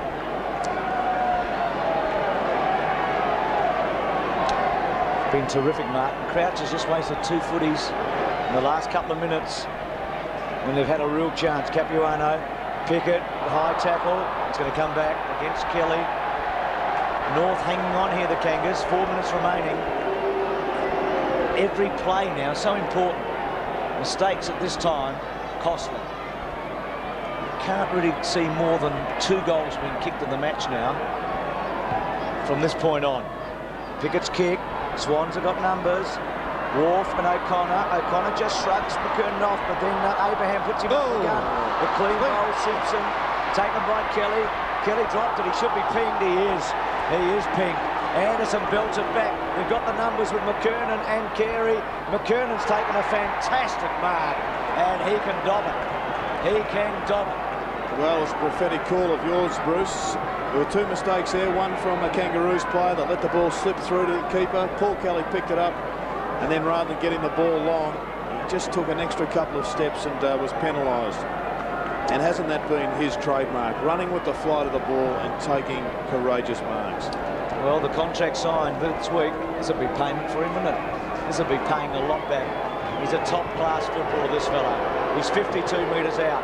He gets underneath it, but he's kicked it long and hard. It's close. I think it's a goal. McKernan's kicked it. The Kangas, I reckon, will win it. He's kicked 3, 2 of them in the last quarter. There's been a lot of these during the year, Bruce, but the body language said it all, and I think the cameras will also show that that was touched. There's the mistake we said, just slipping through the fingers, and there's Paul Kelly, just taking an extra couple of steps, and they did make them pay. Great. Awesome mark, courage personified, and the kick was extraordinarily good. Corey McKernan has made it tough now. 3 goals to Corey McKernan. And once again, a little bit of breathing space. Now, Sydney somehow got to find 2 goals in as many minutes if they're going to take the points. From the middle, Allison, interesting, almost a drop kick. Abraham, the hand pass was good. King almost threw that to Bell. Bell goes wide to the outer side, a clever kick. They've got the numbers here. Simpson, you're going to have to be quick. Finally, he gets the kick. Up towards half forward, players go to ground, and there will be a free kick as Scotty Walsh was away. The push was picked up. Dunkley gets on. He knows time is against him. He's got to go back and kick over the mark. Comes wide to Nix. Oh, that's not a good kick, and that is not going to help their cause, because Nix then had Matthews, and perhaps then they could have started something down the ground. It wasn't to be. 10 points the margin. Sydney at the moment still outside the 8. Creswell gives it to O'Connor. Sides losing around them will keep them in touch. Blakey, Crouch, Capuano, Blakey again. Kept it in play and didn't get the hand pass away towards King, but then ran out of room. It's a fantastic round of football really unfolding, isn't it, when you look ahead what we've still got tomorrow as this race for the final 8 continues. And I'll tell you what, trying to pick a couple of grand final sides not easy at the moment. Mickey Martin genius tonight. You can just about write down a couple of votes for Mick. Maybe even 3. Well, he's won every ball. He's left locket when the situation called for it to go forward and help out a teammate. His handling's been pretty clean. He's had his share of up and unders, but that's part of Mick Martin's game. And now he's playing the game. He knows that clock's ticking down. He's been the most important player for the Kangaroos tonight. Martin from fullback. Well done, Mickey, towards McKernan. Just steadying everything is Corey McKernan. 10 kicks, 5 hand passes, 7 marks, and 3 goals. The last one, of course, very telling. It's a phenomenal victory, this one, from the Kangaroos. They were just about shot when the Swans hit the front, but they've somehow conjured up a win. Kerr, taken to the ground by Carey. He won't mind that. Look at that, a great shot with a young man who'll remember this game for a long, long time. O'Connor, Mooney, who's played his part too, hasn't he? Little one by King, ricocheted back, Allison, and the boundary throw. And the Swans, after this, would have won 5 and lost 6 at the SCG this year. Can you believe it? Home grounds are no longer a great advantage, are they? To a number of sides. Well, Brisbane have lost 3 at home this year. Geelong, Port, Crows. So you're probably right, Sandy. Terrific win for the Kangaroos. They're going to be very hard to displace in second spot, even though Brisbane are finishing full of running. The Bombers and the Kangas look like taking the top 2 spots. There's a fair bit of footy to be played. Certainly the Kangaroos have tied up a top 4 position this weekend now. So they'll get a nice home final in the first week. And that's it. The Swans got a lot of work to do. The Kangaroos were terrific. Swans certainly played a very, very gutsy second half.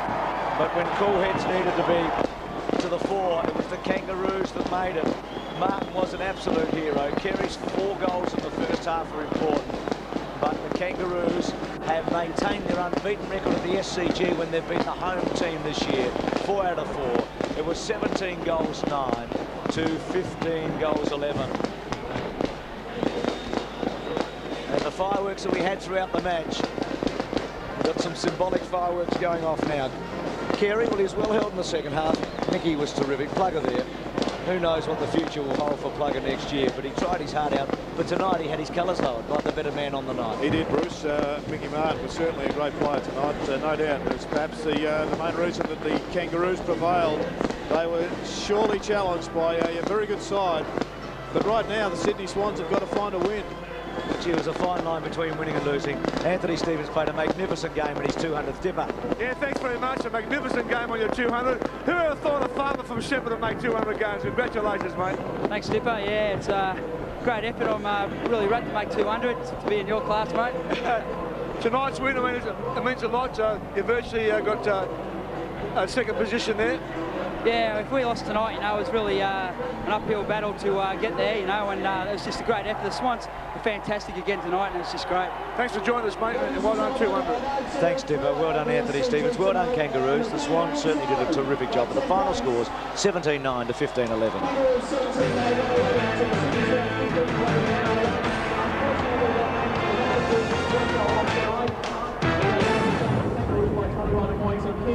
Sydney Swans supporters saying the Swans by 10 points.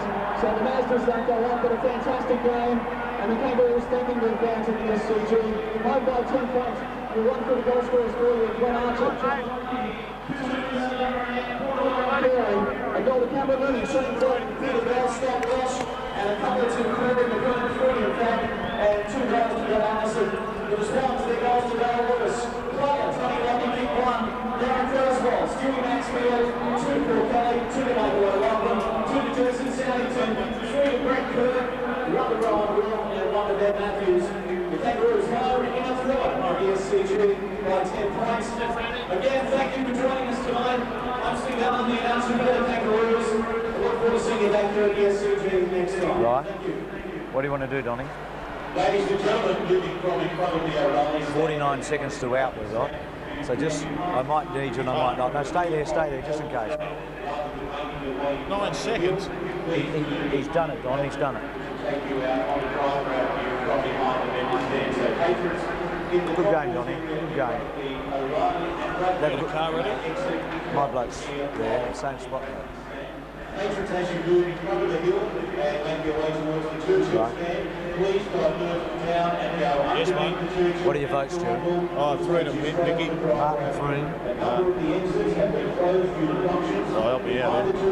Stevens or Slosh or Creswell, Slosh, Stafford. Yeah, Stafford 2. Stafford 2. And someone else in North Melbourne. Stevens was good, not Carey probably. They're about even though, those guys.